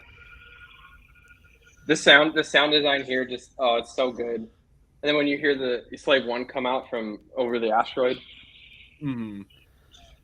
right after this scene, you go, Ew. Yep. Oh. Yep. That like howl is so good. Such a good design. It's so iconic. And I don't know, there's something about the sort of unintuitive way it moves that makes it special. I know. I swear, I feel like driving the Slave One would be so hard. Oh, yeah, I know, man. It doesn't make sense. Like, trying to figure out how to navigate that around an asteroid field must be hard as hell. Oh, yeah. I love it. The blasters. Go ahead. It reminds me of when I was, obviously I'm British, so like I was quite a fan of like Thunderbirds and Jerry Anderson, those like marionette stuff. And you had things like Captain Scarlet, where you had a vehicle that you drove backwards, and then you like did it all through a viewing screen. So I kind of love that like weird, innovative, kind of pain in the ass way to drive vehicles. What I was thinking was, when he's shooting at Obi-Wan, one thing always impresses me is that the ship never like overheats. Like it just doesn't stop firing. Yeah. And it's just it's like just flying. It's like so good. That's a good point. This scene looks great too. Yeah. I would have loved to see like the Slave One in some more like where it's like fighting multiple like fighters, you know? Yeah. Just like chasing them, just knocking them out, just nonstop. Right? Yeah, for how cool it is, we don't actually see the Slave One do all that much, right? Yeah. This is really about it until the Mandalorian. Yeah. And there wasn't really that much there too, but and then he's like, you don't really see a whole lot of its like maneuvering capabilities, or it's like I mean, we see its weapons in this one, but yeah, like you don't see a whole lot of what it can do. Yeah. I think I always kind of felt that like I got the idea that both Boba and I assume Django are kind of like guys who will always try and stay out of like a space fight or something that they don't have to do. They're like, I just need to get in what I need and then leave. Yeah. I've got no interest in like having fights I don't need to have. I love seeing it land. Yeah, see, again, that's what I'm talking about. Like that kind of stuff. I'm like, how do you do that without like crashing every single time? I know. I know. Like they're laying on their backs right now. It's so weird. And like getting out of that thing, like I guess in like, Book of Boba and like Mandalorian, we saw that apparently it has this weird like gyroscopic. Yeah, which is awesome. It's got to be so orienting. Yeah, I know what you mean. Well, I suppose it depends. Like, once you're in space, is it any more disorienting than just being in space in general? Yeah, true. I like how when Obi-Wan goes on a Geonosis, right? He starts to see like, oh shoot, something's like happening, right? Yeah. And there's this whole like, Star Wars does a really good job of showing villains playing in the background, right? Like they don't have to be on screen to be like to show that they're manipulating stuff. Yeah, right? yeah, absolutely. They kind of shroud Dooku too, like in this like mystery. Like they talk about him a couple times right in the beginning, but like you don't see him until like the end, you know. And he's kind of just like this political, like suave, you know, just manipulator, you know. Yeah, totally. Oh my gosh, they're at the place. Oh boy. I bet everyone lost it here. I can't remember, but yeah. This is part of that thing that I'm not a fan when Star Wars does of like absolutely everyone knows each other. So then it's like, and like she married like Uncle Owen's dad. And like, oh, okay. Well, I mean, they have to explain somehow how Uncle Owen, like, you know, showed up and how he was with Luke and everything. Like, they have to explain that somehow. Yeah, I just kind of assumed that like they dumped him with some people in Tatooine. Like that was it. It was like, I think I like what they did with Owen and what's his name, Klieg Lars. Yeah. I think my biggest issue is the fact that he built 3PO. I think that's way worse. Yeah, I think it's really like, oh come on, you didn't need to put that Anakin built 3PO, but it's fine, whatever. I appreciate that they got the same actors to play Beru and Owen. I thought it's like nice continuity, you know. Yeah, I'm really excited to see them. Yeah, for Obi-Wan, of course. Yeah. Yeah. I think this will be a great scene to come back to. Yeah. Is it Taron Egerton? Yeah. Joel Edgerton. It's Joel Edgerton. I get confused between them. But yeah, Joel Edgerton, like having him back, if that's going to be a really good one. I can't wait for that. Have y'all all watched the trailer, the last one? Yeah. Actually getting to see that little bit of dialogue there. The sass, man. Everyone's talking about the sass. That's the whole thing they're going on right now. It's there. It's so good. It's like, ooh. Yeah. I like how the Lars are like not. They're not like you know complete you know butt to her like to Shmi. Like they're not like, oh, you're my slave now. Like go, you know, toil in the fields or whatever. Oh yeah, no, he loves her. Yeah, I really believe that. It feels it's a little bit like the Tatooine equivalent of like, you know, a mail order bride.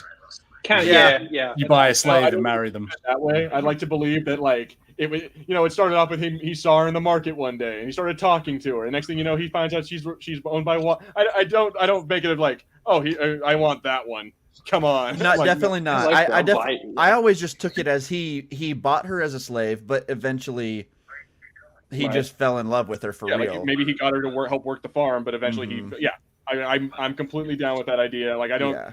It feels like cheap to just be like, oh yeah, he just ordered her because he wanted a wife. No. I love how Padme's so out of place looking here. Right? It's like we didn't mention it so far, but like earlier when they're like, "You will travel as refugees," and then she turns up in a crown.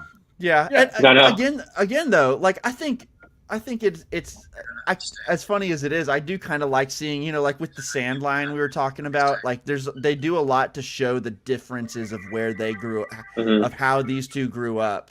And like this is Anakin's home, and look how weird she looks here. And right. I like seeing the contrast there. And she's trying, she's trying to like, you know. Yeah, absolutely. Like she as a person, I think, doesn't feel too uppity for this, but she's just dressed. Yeah, I mean she's from Naboo. Like she's a senator, and like and so her family's clearly rich. And yeah, she was a literal child and yet queen. Yeah, like she was at the absolute height of that society. Yeah, like for most of her life. This is the best Anakin scene in the whole movie. By far. The twin sun setting. Oh, Lord. Twin sun. The fact that we have the binary sunset song when he's taking off, and then it turns into the Duel of the Fates. And it's that's not an accident either. Duel of the Fates playing right now. Yeah, this is important for his journey. Ooh. This scene coming up with her and with Shmi and Anakin is actually really well acted, like across the board. I agree. 100%. Yeah, like his reactions to like watching his mother die. Yes. Yeah, it's heartbreaking. It really moved me this past time. Maybe it's just because I'm a dad. What? He's like, you guys are all just a bunch of sissies. Oh, come on, man. no, because it's dumb. It's dumb as well. It's like, you found me, and now I die. That's like the hero's quit. Like he gets there, he finally gets like to his goal, and then it turns out it was all for nothing because she dies. I'm like, that leads to the whole slaughter that comes after. Is that like he's overcome with anger and grief? Yeah, it's not very well done. I definitely understand his anger. Bro, the whole situation. It doesn't like make me like. Well, okay, when he comes back with her, right, and they're playing this sad music, and you can just see he's so pissed. Oh my gosh! It's just man. I was like, oh, yeah. Then when he buried her, that was kind of like, oh man, this little like I could feel it a lot, you know. I could too, man. I could too. I think in general, Hayden played the darker stuff really well across the board. Yeah. It's the romance that he's not so good with. Yeah, we can all agree. The scenes where he goes dark side are probably his best scenes. Mm-hmm. And it's probably like the scenes where he talks the least. I love. His face acting is very good, though, right? Yeah, he's definitely very good at looking annoyed. I really like Nuke Gunray's just personal obsession with killing Padme. He wants revenge. I know. He's like, as long as her dead. But as long as Padme, does this guy not look like Zurg to anyone else from Toy Story? He does look like Zurg. Yeah. Yep. Yes. Yeah. Yeah. The Clone Wars episodes no one cares about. Right? The banking clan. Yeah, the Trade Federation. That one, the Techno Union Army, like all the dudes who we just don't give a crap about. I like the Techno Union stuff in the Bad Batch arc of season 7. That stuff is really cool with Echo. Yeah. Oh yeah. Mm-hmm. That stuff was really good. But the banking clan stuff in season 6, I was just like, what are we doing? Yeah. Most of season 6 is really good though. Here we go. Yep, here it comes. I love how we're getting all excited. Harrison's just like, whatever. Come on, man. I think all of this is it's really rushed. They don't really put the care that you need, I think, into a big emotional beat like this. Like the fact that he gets in and out of this Tuscan village with no problem. These masses what a threat. And none of them they're guarding the doors. Come on. So here's a good question for y'all. If this doesn't happen, right? If his mom doesn't die per se, isn't murdered by Tuscans, do you think Anakin goes to the dark side still? Yes. No, I don't think so. Well, there's many things that would stop it. One of them is Qui-Gon still being alive. Another one is her surviving. But I argue that the only reason he had the dream is because Palpatine put it in his head. He's the one who showed him a vision of that at just the wrong time. If he had come a little bit sooner, then he would have. But it's because he had that dream right then. Yeah. Mm-hmm. So yeah, because he knows. Yeah, he knows what's going to get him riled up, right? Exactly. He wouldn't just do this for anybody. Remember what you told me about the Sand people and your mother? So he confided in Palpatine later on about this. Yeah. Are you okay there, Michael? You got tissue? You all right? I need to get tissue. I agree. This is it's a little. It's really good, man, and she's so good. She's so good. Yeah, she was good in Phantom Menace too, and everything. It was good. Yeah. I'm sorry, Harry. Harry's he's just no. Harry's how do I pretend to be kind here? And that's it. It's you guys can like what you like, but I don't get the same experience that you guys do. I agree to disagree. I respect that, man. It's all good. I just appreciate the emotion that he shows with very few words. He watches her die, and it goes from the realization that his mom's dead to his sadness, and then evolving almost immediately into anger. I hate watching her head do that. Yeah, it's so unnatural. Why would he not put his hand behind her head? I think it's that thing. I love him he's like grappling himself, like he just can't like fathom what just happened. The music here, what like, I mean is right here, like he goes from like just some clear like shock to sadness to anger in like nothing. He just like loses it right now. So I got to be honest. I'm like, maybe not the children, but you kill my mom. I'm like, yeah, the men, the women, and your dogs. Like probably. Dude, this music right here is so good. Yeah. There's I don't know if I can't remember what the book is, but it's the one where they have like a bunch of stories from like side characters in A New Hope. I can't remember what it's called. Oh, it might be a certain point of view, isn't it? Thank you. Yeah. It is a certain point of view. Exactly. Right. Thank you. There's the one chapter with the Tusken Raiders, and there's a short snippet in there where they talk about this like lore or like legend of this like village was just wiped out overnight, and I think that's so cool. Like when for Tuskens like talk about it like this, like it's like mysterious legend. This whole village just went. That's so cool. Like, oh man, I need to read that. I'll find the chapter. I'll send it to you guys. I can't remember what it is. The chapter. Did y'all see that? Do y'all have the captions on? Did you see that? That's no. Qui-Gon's voice. Yeah, it does say Qui-Gon's voice. Yeah, I don't know if I ever noticed that. That's Qui-Gon saying that. And now that I think about it, it's like, how did I not notice that was Liam Neeson's voice? I think they use the same soundbite from episode 1 when Darth Maul first goes up. He says, "Anakin, stop!" Like, no, you're correct. You're correct. Yep. Yeah, it kind of like it feeds into that thing that I feel it's a bit unnatural. Like it feels like Obi-Wan like feels nothing of this, and he's so connected to both Qui-Gon and to Anakin. It feels very strange. I guess you could explain it away with Palpatine's influence again. I think so. Like even Mace Windu didn't feel it, and he's right there watching Yoda feel it. Right? I think Yoda being the only one that felt it, and he's by far the most advanced out of any of them. Mm-hmm.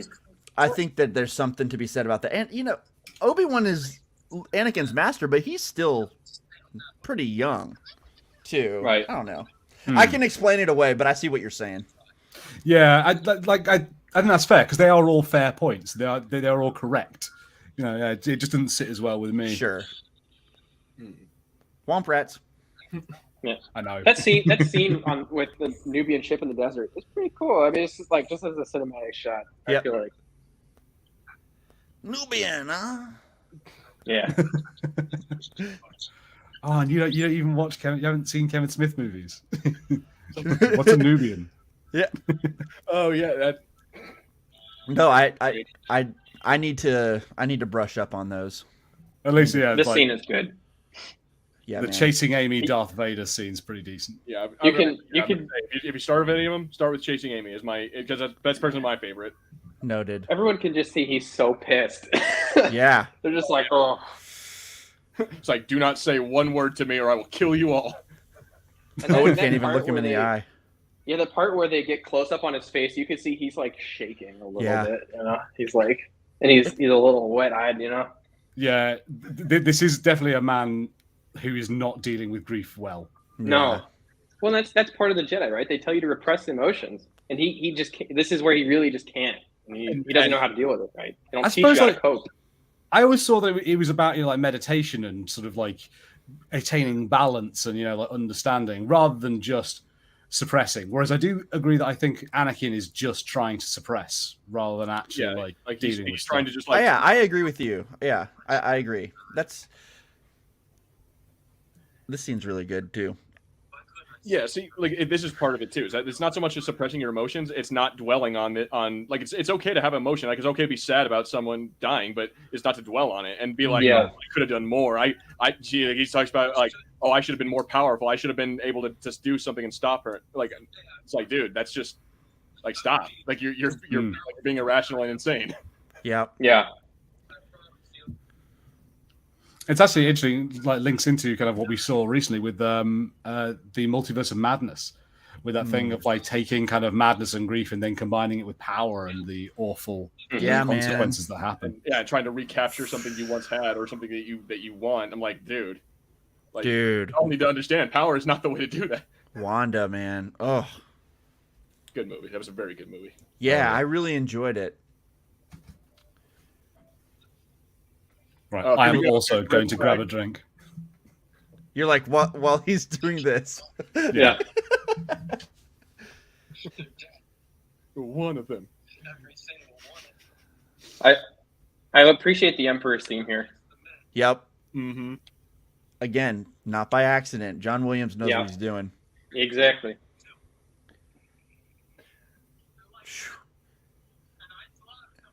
Why aren't you running the other way, Pat? Yeah, why aren't you? I know.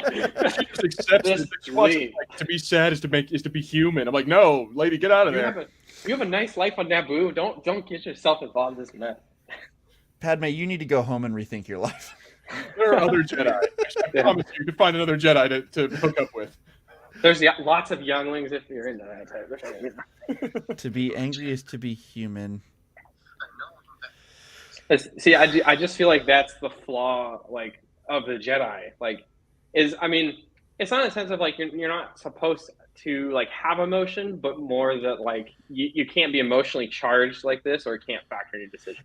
They'll even like when you listen to Jedi explain it, it's not like they expect you to be emotionless. It's not that at all. It's that the rules that they have in place tend to lead to repressing instead of dealing with things. Yeah, I guess, and that's the stubbornness, right? We were talking about like that. So like it comes from a good place, but yeah. Well, that's the nice thing of Star Wars, right? Because they're not like the Jedi aren't perfect. They're not like all the good guys, right? Absolutely. They're just like stubborn. They can't see the stuff going on behind the scenes because they're like, oh well, if we do that, you're gonna go to the dark side. It's type thing. Yeah, see, that's kind of the hard thing about being a Jedi. I'm sure is that you can't be too rigid. Like you got to be kind of loosey goosey with it.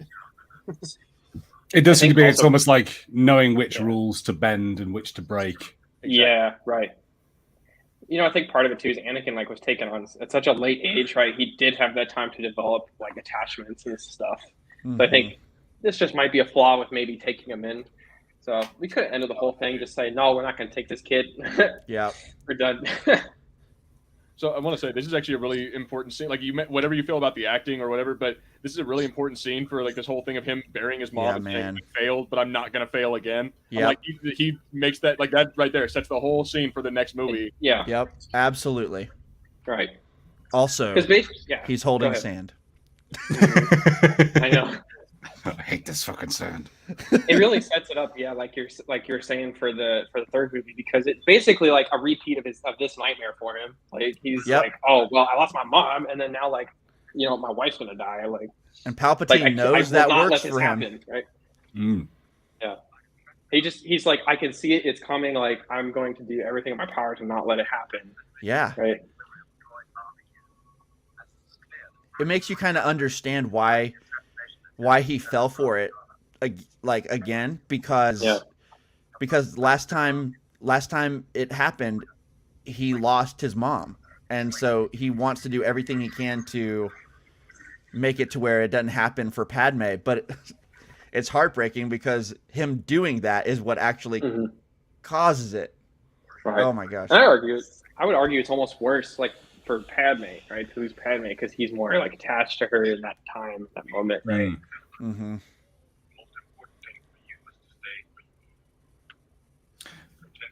I'm having this that awful bit where it's so dialogue heavy. And I'm having to just pay attention a lot to what's going on. Mm-hmm. This is where I start to fall asleep. Yeah, right here. Everything that just happened was awesome. Yeah, and now it slows down, and here comes the boring stuff. Mm-hmm. Here's a lot of dialogue, and I don't mind a lot of dialogue when it's great. With nothing but those weird bits on Natalie Portman's shirts to keep you company.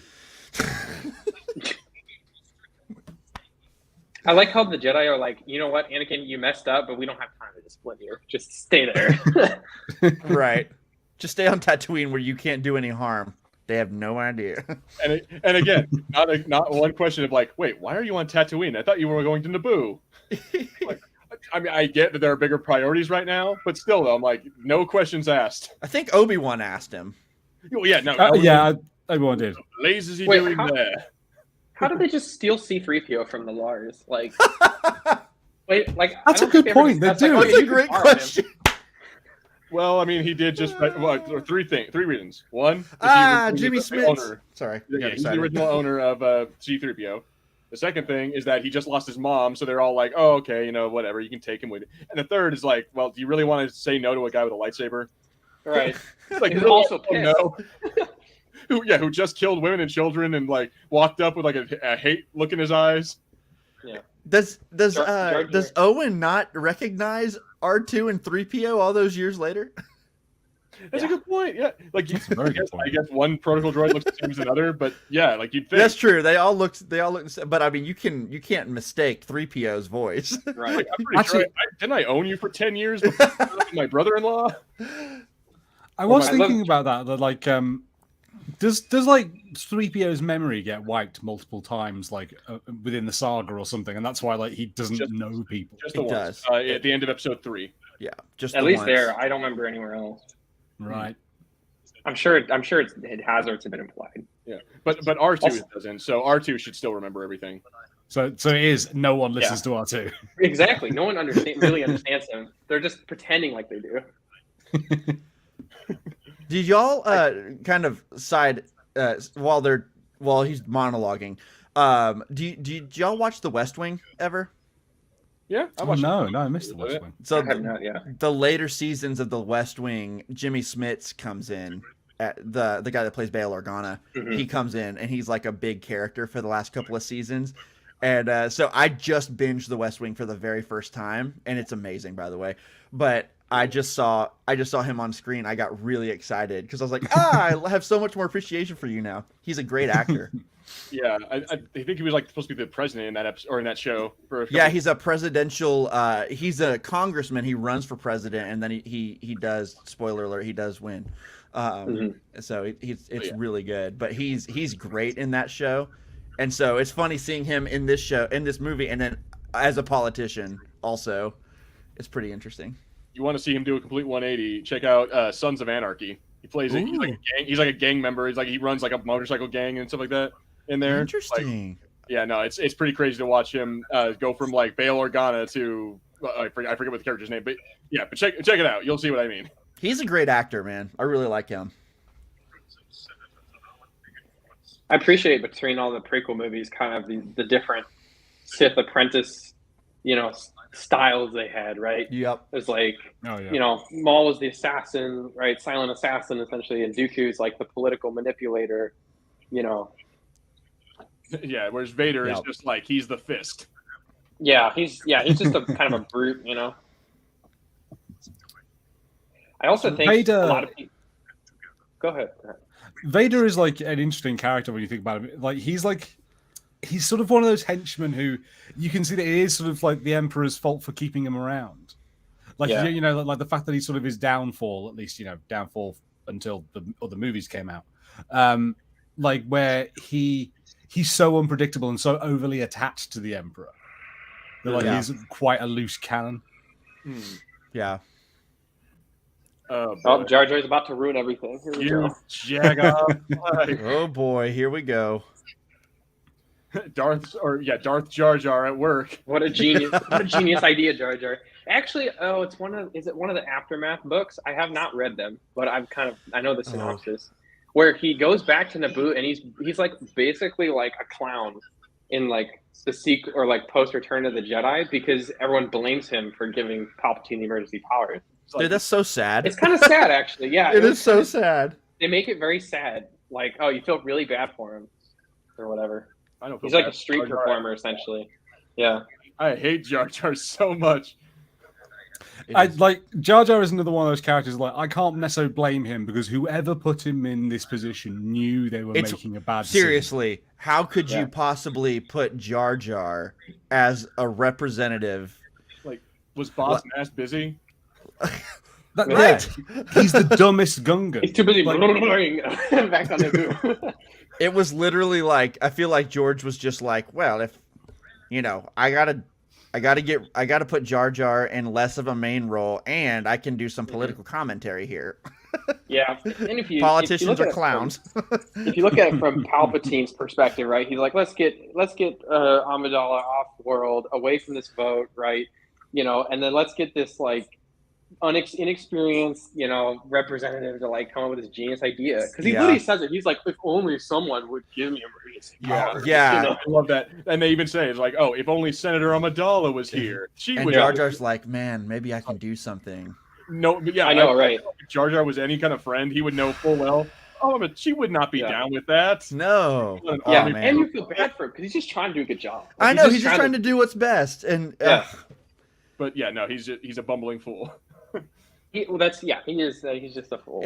We can't forget there. It's like a lot of people would have fallen prey to Palpatine's master plan right there. I mean, he's manipulating all of this. Yeah, perfectly. I mean, we might all remember from high school history that is sort of based kind of on how Hitler took over the Reichstag, where he was chancellor and he was given like emergency powers to help solve a crisis, and then was like, "I'm keeping this, guys." He's a manipulator. Yeah.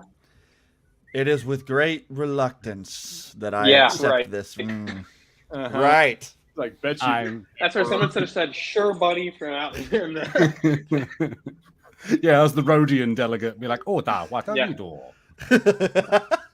That was a good Rodian. Nemoidians or whatever. Be like, "Woo, you suck." We're not doing anything. There's no war. What are you talking about? All right, here we go. Y'all ready for a lot of slapstick comedy from 3PO? Yeah, right. Well, I mean, it had to happen eventually. I think him on a droid's body though. In here. I think this is such a drag. Of the movie where I started to feel like I'm not saying this definitely happened, but I kind of felt like there was a little bit of George going like, and that's going to be a play set, and then this is going to be a play set, and I got a real cool play set in the factory. Yeah.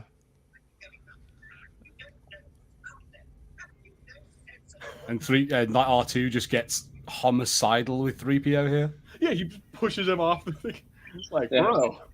This is right on brand, though.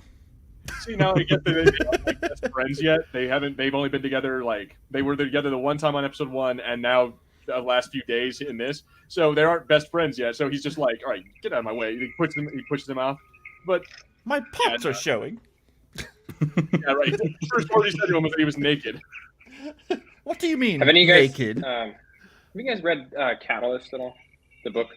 I haven't. No.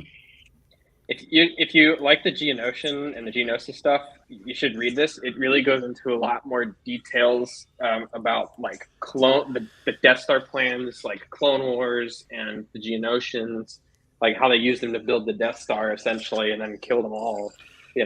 Yeah. It's so. If you watch Rebels. Yeah, you get a little bit of that in Rebels. I really liked that stuff in Rebels. I like the Geonosis stuff in general. I think this part of the movie in particular, it's really just how it's executed. I get bored. Like this whole section, I am so bored by this. Like it's overly long. It goes on way too long. And we all know it's like nonsense of like, oh, is she gonna get crushed? Is she gonna get burned? Like, no. Obviously, that bit of this is not how Padme is going to die. We know that. You're exactly right. Although, do you guys ever play Abe's Oddworld back on the PS1? Nope. No. Essentially, it's like this, but if it was the Geonosians going through this instead of Padme. Oh, okay. Right. Making machines. How perverse. I love how perverse. As if a machine building a machine is like a bad thing. Yeah, he's like a robot fundamentalist. Here we go. Yeah. How is he holding on? A small tangent going to the next movie. I like how Dooku has this arrogance that he is in on what's going on, Right. And then when you get that vibe in this movie, right? Obviously at the end, because he literally states it, he's like, "War's begun. We've done it. We set this off." Yep. And then in Revenge of the Sith, he's just like, or Palpatine's like, kill him now. Kill and you him just see this look on now. his face, like, what? Like, oh crap, I just got played, you know? See, yeah, you see, like he almost wants to say, "But master," and then instantly ruin the entire thing. Yeah. It's the like DJ Khaled gif or whatever, where he's like, "Congratulations, you played yourself."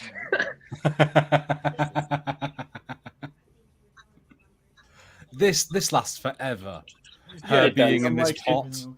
Yeah, no, it kind of takes it like. I don't know. If it was just Padme and Anakin, maybe I would be down with it. But the fact that we add C-3PO into it, and now we have to have this whole other B story of him doing this, I'm like, with the droid head, I'm like, I don't care, guys. Come on. Yeah, I have to admit, I think it's kind of funny, but it gets in the way of everything else. Right. It was clearly the humor element. They're like, okay, we need to make this funny. Yep. What could we do? I'm not gonna pretend I never laugh at these jokes, but it's a lot. I do think the 3PO droid mix up thing is funny in some instances. So, but yeah, the rest of this like factory scene is a little dry. Oh, this is such a drag. Yeah. Die, Jedi dogs. Dude, that one gets me every time. It is very funny. I know. Die, Jedi like, dogs. what am I saying? Yeah. Like, what? What did I say? My girlfriend pointed something out that has like weird lore implications because it means the programming isn't in the head. Yeah, it's like in the body. Yeah. Hilarious. And in a lot of things going forward, it is in the head, right? Yeah, yeah, it's some weird implications, or that it's like a mix of both, at least with those droids, perhaps. That like, the head does some things. Maybe the tactical droids are different than these ones. Yeah, yeah. I mean, isn't there a whole thing where they in Rise of Skywalker where they plug his head into like they find like the Sith whatever programming in his like I could have sworn there was that whole thing where they find the hidden programming in his like data. Yes, they do. Yeah. Yeah, it's to translate. Yeah. Like forbidden translation or whatever. Yeah. Oh, that's it. Yeah. Like they have to remove that block in him, don't they? Yeah. Best part of the movie because of Babu Frick. Babu Frick's about this. What is up with this like weird assembly line with like knives and what are they making? Yeah. Like, it doesn't make any damn sense. I have no idea. They're making a death trap. That's all it's for. But, like his arm went out and suddenly like this giant metal thing went onto it, and then everywhere else on the conveyor belt, there's not that thing. I'm like, what the? I love that he thought his lightsaber was going to work after that. No. Obi-Wan's going to I do think it's funny, they like foreshadow. He's like, oh man, I almost got my arm cut off. And then like an hour later, actually gets his arm cut off. Why didn't he ever turn his lightsaber on? I think he did. He had it like, on a couple of times. He was using it to fight emotions. Like when it's trapped in the metal. That's a good point. Why didn't he just push the button? I don't know. Good question. I'm gonna assume his hand was constricted so he couldn't. He didn't do it because it was already broken. Yeah, let's go with that. That's what I'll say. Okay. All right. I do, back to the Rise of Skywalker thing. I do think I thought C-3PO's like Sith voice was pretty cool when he was translating. Oh yeah, it was cool. I do love to see droids in the Imperial Bolt or whatever. Dialogue. I've been dying a little bit each day since you came back, and I'm like, we just not. I truly. They're so dry. Like I know you're about to die and everything, but like we just not. I have to say this. Deeply love you. Any fan out there who loves this movie, you're allowed to absolutely. But you are no longer allowed to give Twilight any shit. Yeah. No. You know what? You have to give Twilight a pass now. As bad as the dialogue, still a better love story than Twilight. I agree. Yeah, I'm not. We agree. Twilight loses any day of the week. Yep. I'd say it's a better movie than Twilight. Oh, definitely. I'll give you that. It is. Yeah. If you're gonna sit here and tell me that Anakin Padme is worse than Edward Cullen and whatever the hell the chick's name is, Bella, it's nowhere near as funny. The problem is Twilight is some of this, but it's the whole movie, right? Yeah, exactly. No, Exactly. Right. Exactly. It's scene, but if it was an entire like hour and a half movie, right? Star Wars breaks it up with some cool stuff in between, Yeah. Wait, does. John Williams. I'm bumping this up. Like Across the Stars. Across the Stars, baby. It's a great song. So good. It's a great song. Yeah, man. Oh, it's kind of funny that they like ride them in on a chariot. I quite like that. It's a weird amount of ceremony to it. Yeah, Ronin. Yeah, or whatever. Here you go. You get to be on a chariot. All right, go kill each other, or go die. Don't tell me there were no gladiator influences in this movie or in this particular scene. You know? Are you not entertained? Oh, yeah. That movie's so good. See, what I like is I love how Padme, like, she's instantly, like, from the get-go, she's like, all right, how am I going to get out of this? Okay, here's the thing. So, like, she was, in the scene before, she was acting like, well, I might as well tell you that I love you because it looks like we're about to die. And then she's like, but that whole time she knows I'm going to get out of this. So it's she like, no, you're going to die. She's equal. She wants to be with Anakin as well. Like, she really does want to be with Anakin. That's my point. Yeah. Like her motives there are not just because we're about to die. She's like, she has a plan before that. Right? I think I like Pog the Lesser's voice. The whole I love you thing was more about just in case we die, but she has no intention of doing so. Right. Yeah, that's true. Oh, and here we see more of Newt Gunray's obsession with wanting to kill Padme. He's like, I don't care about the Jedi. Like, I don't care. Just kill Padme. See, I love how like you have her in handcuffs and tied up and everything. Why don't you just shoot her? It cuts back to him and he's like, he's cheering. Yeah, he's all excited to watch her die in a gruesome way. I'm like, dude, this is like typical like James Bond bad guy way of doing things. Like, some complicated like convoluted scheme. I'm like, just pop, done. These are cool creatures. Yeah. No, it's actually really cool. That thing scared the hell out of me as a child. Oh yeah, that right there. Yeah, that weird like spider praying mantis thing. Yeah, Acklay. Yeah, exactly. I want nothing to do with that. Like I would take the other two any day of the week. Is the big thing? Is that a mudhorn? I don't believe so. I don't think that's a mudhorn. That's not okay. No, she seems to be on top of things. Anexia. So many puns in this part. Ooh. See, this is the random crap that I like remember is like the names of all the creatures and stuff. That's by far what I'm weakest at in Star Wars is remembering the names of creatures or people or ships. Yeah. So you're having to like creatures too. Yeah, by far. I'm actually really bad at my ships. weakness. I don't like remember a lot of the designations and stuff, you know. Yeah. Like T what, X what, whatever, you know. Yeah, like ships. I can't tell you what the Millennium Falcon is actually called. Like, you know. Right. There we go. Yes. Oh, it scratched her. Yeah. He's so petty. I know. Right? He's so petty. He's like a big coward. When he gets killed by Anakin, he's like, you know, it is actually kind of, you know, you think about it, right, with Phantom Menace and then Revenge of the Sith, and like how Sidious just like played the Trade Federation. Like the Trade Federation was like legitimately upset at what was going on, right? Like politics wise, and Sidious is just like, I'm gonna take advantage of you and then kill you off when I'm done. You know? Yeah, absolutely. And he did. Like he promised a peace. He's like, we're gonna give you what you want, and then at the end, it's like he's like, killed him. They promised us peace and blah blah blah, and then Anakin's like,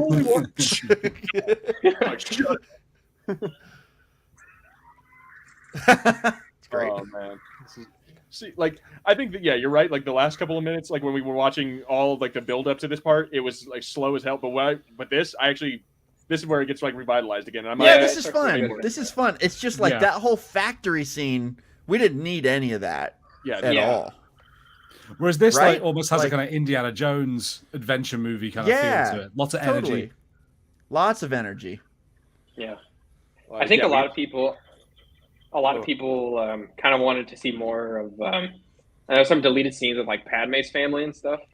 And I've seen those deleted scenes. They're pretty good. Yeah. They're pretty good. Yeah. I would have liked to have seen that.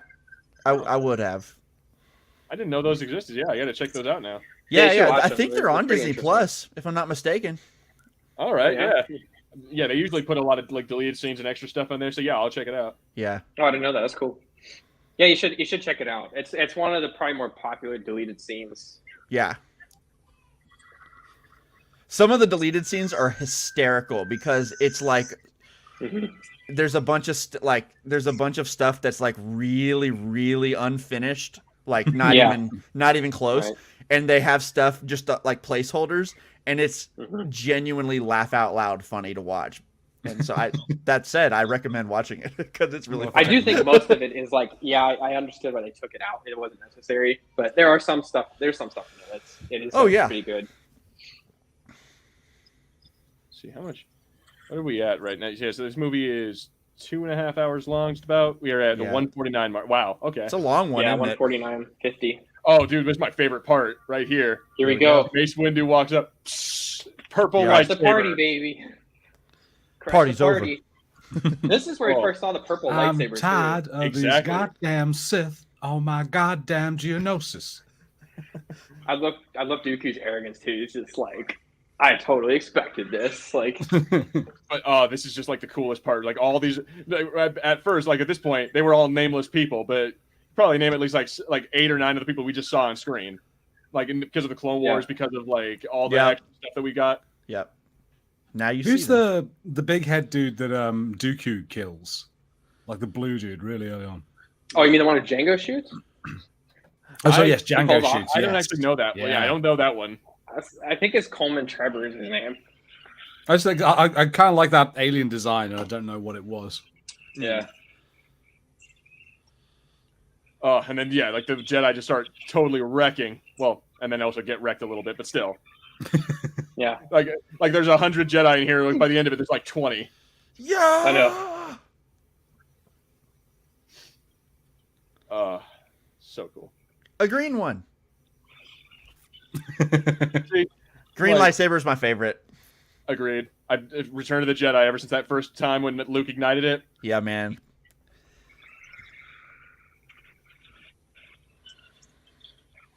Oh my gosh. It's just straight action right here. Yeah. No, it is just like it goes whole hog on this one. Like not even kidding around. Yeah. The only problem I have with this scene is when often you have like a scene where Jedis are talking and they'll like just every now and then go to bat away like a laser bolt, and I'm like, nah. In this firefight, you need to be doing that all the time. Like especially like when they're retreating and they're like standing in the transports, going, "Oh yes, get aboard." See, you know what I like about this scene? I think the most is that this is probably sometimes where the battle droids are like the most intimidating. Yeah, like, and the super battle droids. Yep. Yeah, there's like this one, and then episode 1 does that a little bit too. But I would say this one a lot more especially because the super battle droids. Yeah, I love when the super team and super battle droid just like bops that B1 out of the way, and it's just like you know. Mm-hmm. Here we go. It's just like useless. Reminds me of like Grievous when you like just destroy battle droids. Ooh. Oh. R.I.P. I love that too. How he just. Oh yeah. Like gunslinger. I love it. That's great.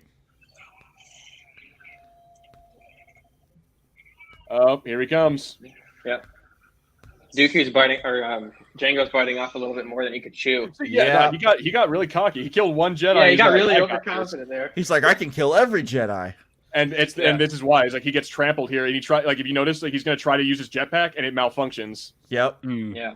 It's like that's why he dies, is because he screws up. Although this is pretty cool. Oh yeah. Little somersault. All right, here we go. He's like, oh crap. He's like, yep, nope, not gonna do it. And he tries to take off, and it doesn't work. And there goes. That's so elegant, Doug. There goes his head too, outside Mace of the Windu just like gives no F's, man. He's just like I'm just gonna smoothly off your head, man. You're done. Poor Boba. Get out of here. I know. You gotta feel bad for him. Like he got messed up as a kid. So if that jetpack malfunction killed Django and the jetpack malfunction sent Boba into that Sarlacc pit, should we really kind of lose the jetpacks as Mandos? No, you just need to get rid of that jetpack. Yeah.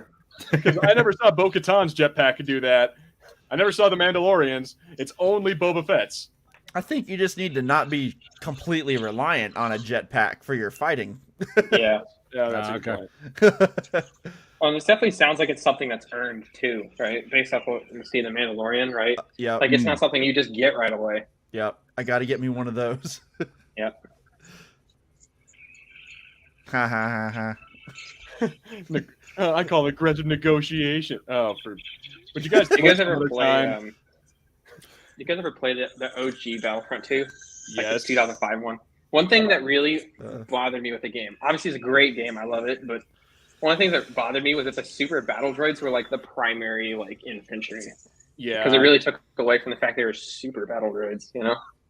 Yeah, like they made that the main infantry because all the normal battle droids were like the rocket droids or like the special like units or whatever, and then the droidicas, of course. But yes, I know what you mean. Do you know? And also, Michael, I'm absolutely with you. At this point in this movie, is gone on for so long. This like whole scene now, right? It's like I really like this part, except it is so long. And when you add it to oh, that's awesome. When you add it to the factory scene before, it's just like a lot of noise at some point. You know what I mean? There's like too many things to work out. It's like, okay, so we've got to kill the big thing with the horn, then we've got to go kill the mantis, then like Django's got to die. Yeah. Someone's got to go get C-3PO, so that all adds up. And it's like, it's meant that this thing it's took just a long time. And then once longer. the clones show up with Yoda, it's cool. It's it starts to pick up the pace again. Although, like you got. I love the silence here. Yeah, great. You got to admit, from the start of this, like I said, when there was like 100, 200 some odd Jedi, now there's like 20 of them. Yeah, I know. Damn, man. Dooku's just so arrogant, man. But I am a dark space wizard. You know what's funny? You sound more like Plo Koon than you do. Dude, I thought the same thing. You sound like Plo Koon, not not Mace Windu. That's pretty funny because they showed Plo Koon on the screen when you said that. Yeah, like right as you were saying it, he pops on the screen. Which one's Plo Koon? I need to. Him right behind Anakin. He's the one with like the gas mask on, right there behind Padme. Oh right. Hey, here we go. That guy. Yes, I've seen him before. The sound of the gunships too is so good. I would love for them to do. I'm just kidding. I don't want them to really do this, but they're gonna make a special edition of the prequels one day, and they're gonna add Rex in there just random places. Yeah, I Commander Cody too. I feel like stuff like that would be well received if it's done right. You know, I think it would too. I mean, we talked about it earlier. If they adding in Ahsoka into the Jedi Temple, so I'm like, I could see it. Yeah, like, and it's that thing. Like, sometimes when they've done it, they've made it too small. Like, when they in episode 1, when they say, "Oh, that kid's Greedo," and it's like, "Oh, come on!" It would have been nice if it just could have been some other Ronin. I would. Yeah, but like at least with this. Yeah. One thing I'd love to see. Oh, go ahead. Yeah, I'll let you talk first. I would say one of the things I love to see is like when they make like live action renditions of like Clone Wars characters you only see in Clone Wars. So like Captain Rex, like Phase 1, and he looks like those clone troopers. It just that's so cool. Yeah. See, as far as the Captain Rex thing, I think it'd be really cool because it'd be simple. Like, you don't even have to have him talk. You just have to put someone with the J guys on their helmet. Like, have his armor design on one of those stormtroopers. It'd be Although so I don't think easy. they had that at that point yet, because now this was like they had the yellow for the commander, and like I think green was sergeant, and red was captain or something. Yeah, like they were all shinies at this point. They didn't have like the special numbers. Yeah, right. They used paint as a designation for rank early on, and then I guess at some point they switched over. And what generation is Rex again? Do you remember what generation of clone he is? I believe he's Gen 2, but I could be wrong. Because he wouldn't be with this crew right here. No, I don't think he was. He's not OG. Yeah, I think it's Cody who said, Cody said he fought at the Battle of Geonosis, but yeah, Rex didn't. Yeah. So Rex would probably have to show up at some point in Revenge of the Sith Special Edition. Yeah. But still Cody. You can still put Commander Cody in there. Oh, yeah. Or hell, Commander Wolf. Or, put any other... there are so many popular clones you could put in there. Oh, yeah. Fives. Fives is with he's with the rookies at this point, so yeah, no. I mean, Rex. You don't want Fives out there just yet. He's a child. That was training. So funny. I was like, you could put all sorts of things. Fives? Don't be stupid, Michael. I love Fives is a child. Don't be stupid. That's ridiculous. I love two things. First off, in a scene with Pog the Lesser, you see the Death Star in the background, right? Yeah. Very cool. Didn't notice that for a while, but I'm sure someone noticed it. I was like, oh my God, is that the Death Star? And then also, the battle scenes are just starting to get really intense. When that gunship disintegrates, you know this is going to be a crazy war. Yeah, this is all of this stuff right here is really freaking great. Oh, it's so good. Also, that line that you just had is, I have 5 special commando units waiting here. I'm like, did anyone play Republic Commando? I love that game so much. Yeah, I played it a little. I haven't played it a ton. That game is hard. It is so hard. Yeah, it's like Star Wars Halo. Yeah, bit. They did this battle scene so well. It's so intense. Uh-huh. Yeah. A lot of those. I mean, like on the Trandoshan, like when you're fighting the Trandoshans on like that abandoned Republic freighter, like, oh my god, that level is hard. Like it's so crazy, and like it gets ridiculously intense. Yeah. This all looks really good. Yeah. Very good. Very good. Yeah. I would definitely say you could tell it's CGI, but yeah, it still holds up. I think. Yeah, I mean, it's CGI obviously, but I think it really does look pretty good. Wait, look at the one where it blows up the AT-TE. I love the dropship. Mm-hmm. And then the Hailfire droid shoots the missile and it blows up the AT-TE. Dude, look at all those missiles. Oh my gosh. Boom! Yes. Oh, so good. Yeah, it's awesome. This is great right here. Yeah, this is solid. That camera move following the missile We will as not it goes. survive this. Yeah, like watching it, like, oh, that was really cool. You can see the Death Star back there. Yeah, that's true. I didn't notice that. I didn't notice that until like the very end when he has the hologram with the Death Star on it. Like he's just there we go. Yeah. Yeah. See, now they talk about.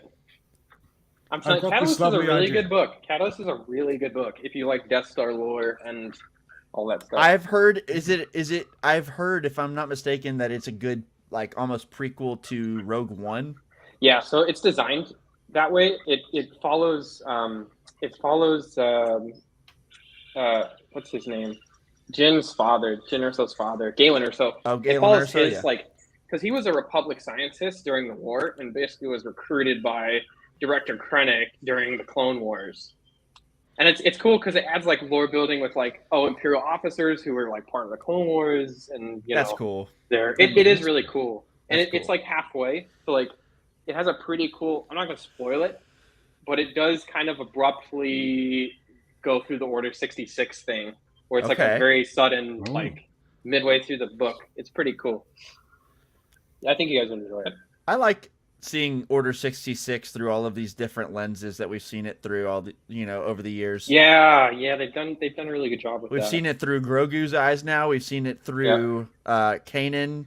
Yep, Ahsoka. Yeah, Ahsoka. Yeah. Obviously, we've seen Cal it through Kestis, Anakin. Like Anakin for sure. Cal Kestis, as you said. We've seen so many different versions, and they all fit perfectly together. It's awesome. Yeah, it's great. I always think in Revenge of the Sith, which we'll have to watch that one at some point, but in Revenge of the Sith, the scene where Anakin becomes Darth Vader. One of the things that kind of always think about is like literally no one else is there, right? No one actually knows what happened in that, in the office, and but like that what happened there like set the course for the rest of the galaxy. Yeah, like it's such a pivotal like moment for galactic history, but like only 2 people were there and know it actually happened. Yeah, because Sidious frames it right. He's like, oh, the Jedi trying to kill me, and or whatever, and scarred me. And that's a good point. I like that. I really like that scene. I really like that spot just then in like the dust.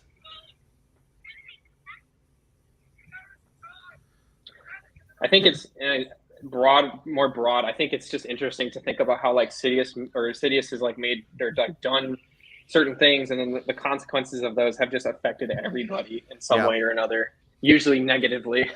Yeah.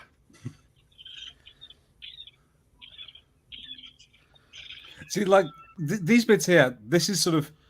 I got to this point in the movie, and I was like, I'm kind of surprised I didn't spend most of my movie in scenes like this. Of more kind of actual wars and spending more time on the Clone Wars. I did like get like 2 hours in, and I was like, the clones haven't attacked yet. Yeah, it is an odd title. I always thought the title didn't quite match the movie. Mm-hmm. Yeah, like I've heard people talk about how like the third one should have been called Attack of the Clones, because the clones in fact attack. Yeah, because they actually did attack in that one. Yeah, that's actually really funny. Yeah, this I don't know what you would have called this one, but it feels like it's kind of misnamed, but whatever. There's always like there's a post you see like going around like on Twitter from time to time where people talk about like re-sequencing the names of the movies, right? Right. There's only a couple of those that I really feel that are necessary. Like this one, I feel like is misnamed, and then I don't even know. I'm trying to think of what other one. I don't know. This was probably the only one that I have an issue with the name of it. I think it's hilarious. The gunship is just like instantly disintegrated after they get off. Right. Like, even funnier is that had they two both jumped off and Padme was still on there, she would have instantly died. R.I.P. the clones on that gunship. They just like sacrificed their life. You know, they probably knew. They're like, oh, we're about to get destroyed. And also that line, it's like, you're gonna pay for all the Jedi you killed. To say nothing about the clones, you know, screw those guys. They're just numbers. They're just numbers. Yeah, exactly. That's one of the best parts of Clone Wars too. 100%, dude. Elaborate on that. Yeah. 99. Yeah. Oh man, 90. Oh man, no. Oh my gosh, man, gets me every time.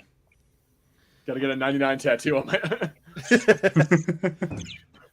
like, so, back I visited Disneyland when it wasn't open, but they had all the shops open, and they had one of the Galaxy's Edge stores open. I went and tried Dooku's saber, right? And I was kind of holding it, and I was like, you have really bad leverage with it because your grip is tilted. So it's kind of like arm wrestling, but you have you have a disadvantage because your wrist is like bent back. It's actually, I don't know how he works with it, you know? Yeah, because apparently that style of lightsabers in lore is supposed to be like, I think it's like designed for what's it, Form 3 or whatever. Like it's specifically designed for his style of lightsaber combat. Gotcha. Yeah. That makes sense. Right. This is the bit I was talking about earlier. This trooper here seems to be CGI, but like Natalie Portman is real. And it just looks very odd. Wait, where are you? I think he's a few seconds behind us. Okay. Yeah, Anakin just crossed swords with Dooku online.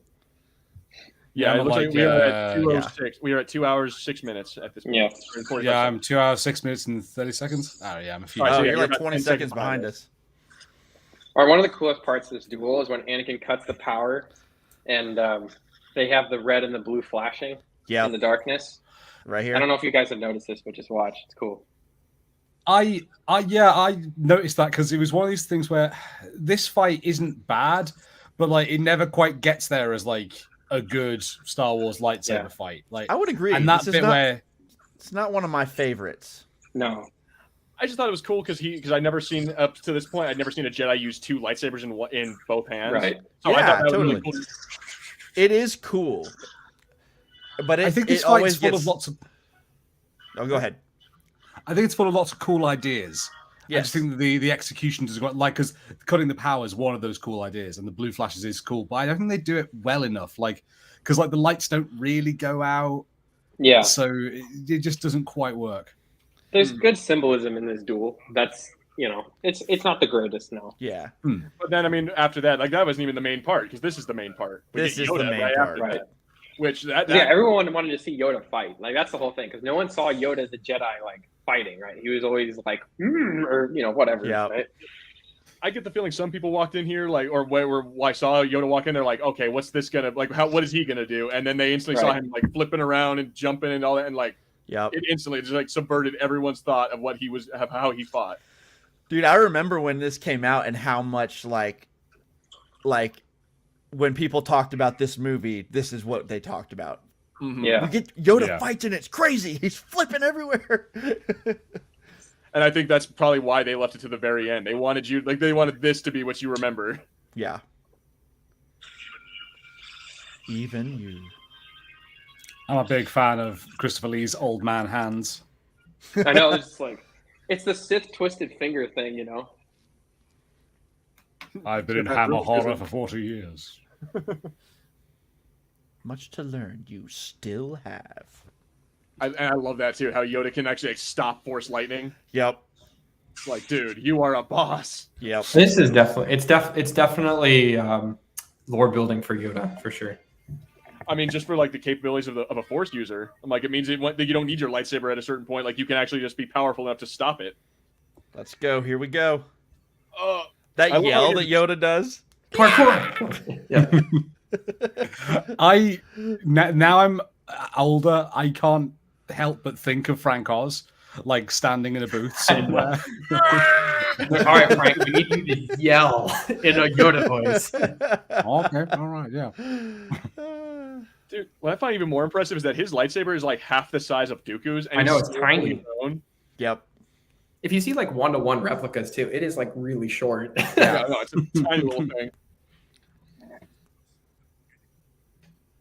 I love that this is just the beginning line. Yeah, I love when we see. I love that Luke has Yoda's lightsaber on Book of Boba Fett. That bugged me. Yeah. In the Darth Vader comics, like in like the one that Disney and Marvel that they released, it shows that Yoda's lightsaber got burnt up. It got melted down with the rest of the lightsabers on Coruscant. So that's what annoys me is that I guess he could have built another one, but still. Have you not learned that the screen is Tier 1 canon and that's clear? They have changed so many things from, whether it's big changes or small changes. They have whatever's on screen is clearly the priority. I think, Which is, I get why it's frustrating. So in my opinion, I don't know about you guys, but in my opinion, my favorite part of this movie is from here on all the way to the end. Dude, this part is so good. This part is so good. But it sets up everything. Yep. It's just like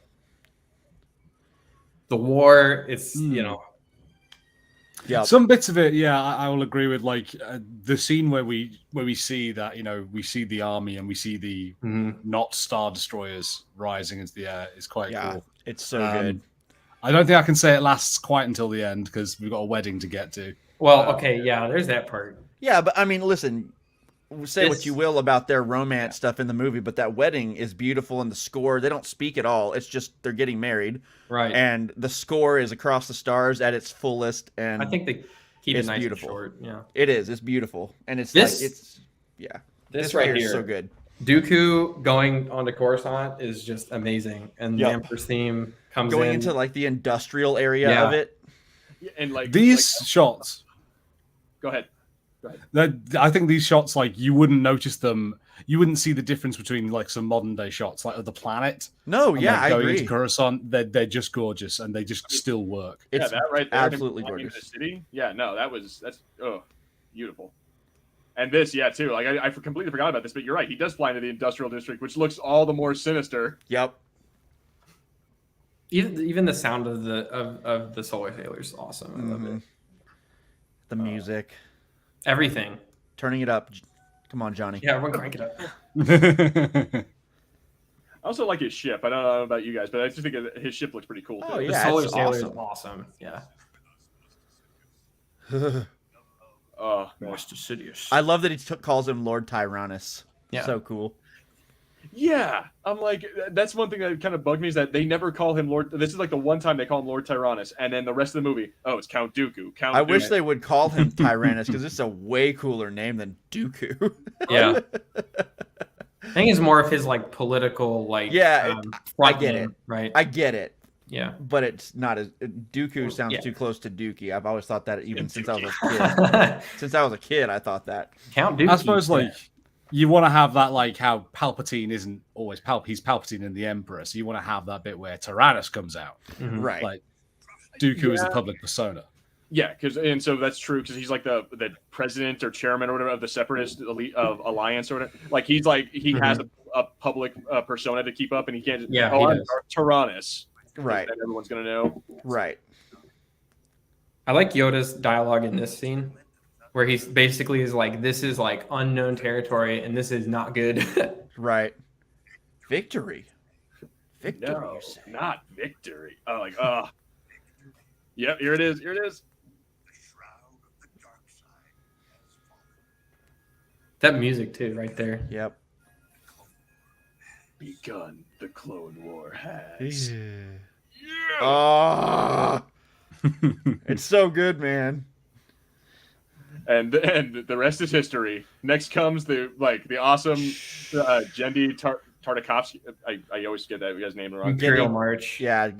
But then comes the 08 Clone Wars, and then from there, it's just like, oh my god. Yeah. It's one of the greatest TV shows that humanity has ever seen.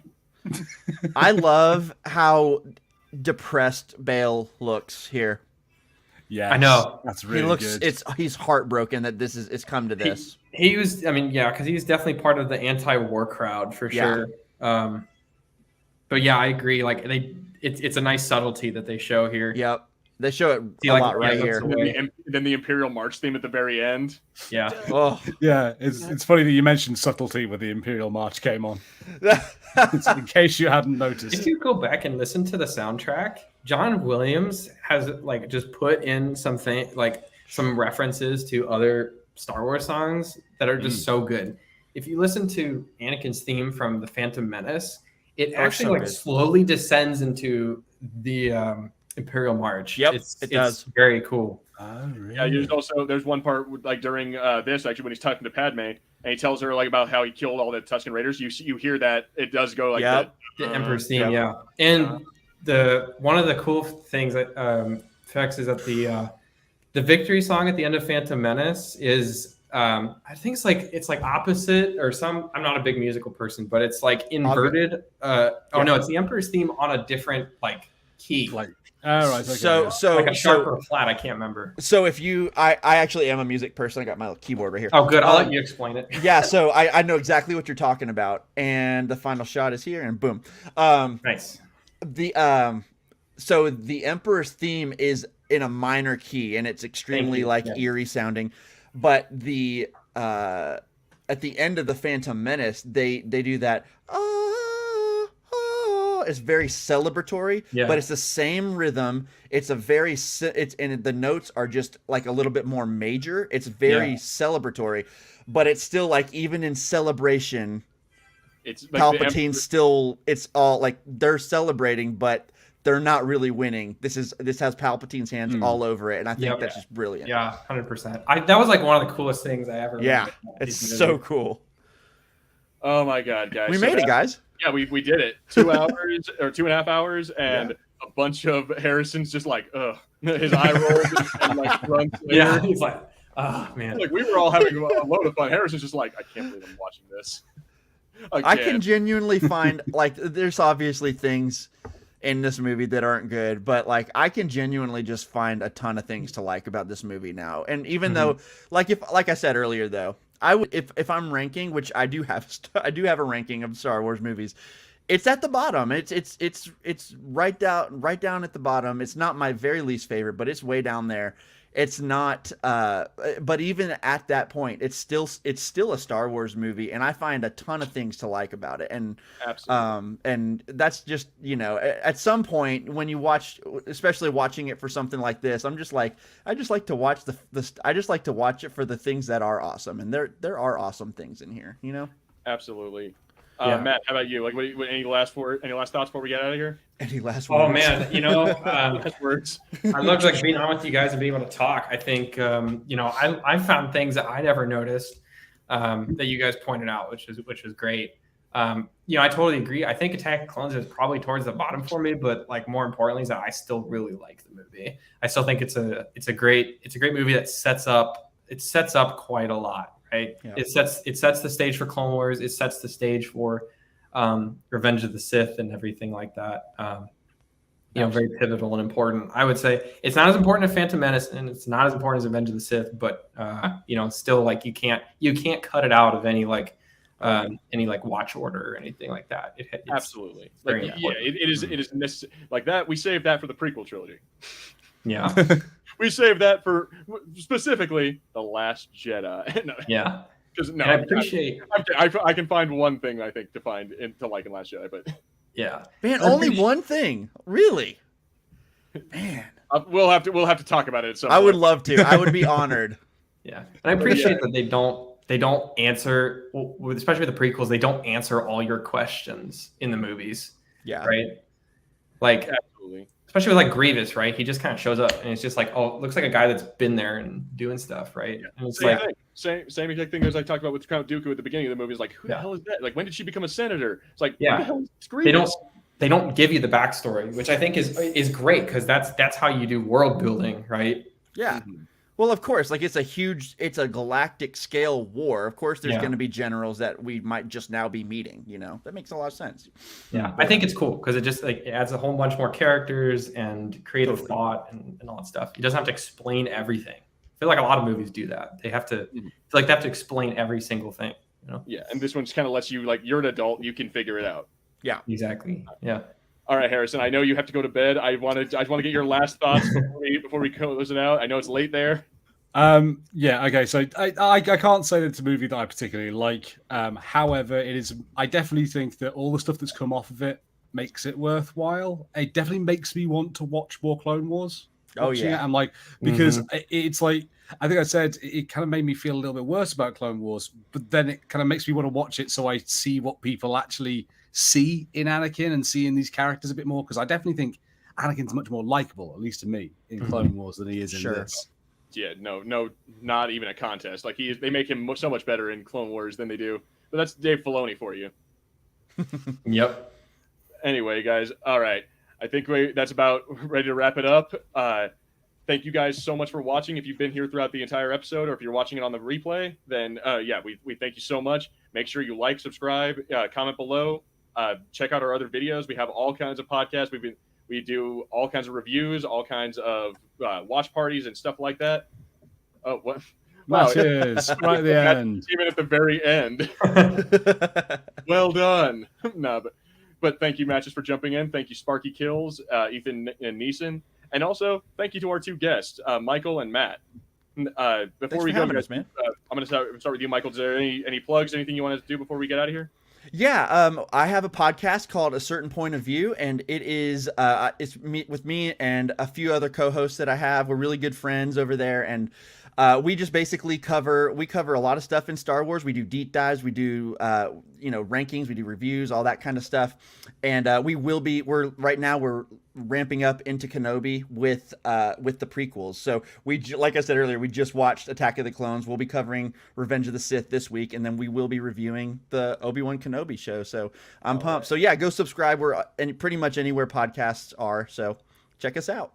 All right. And we definitely got to have you back on for one of those Kenobi episodes.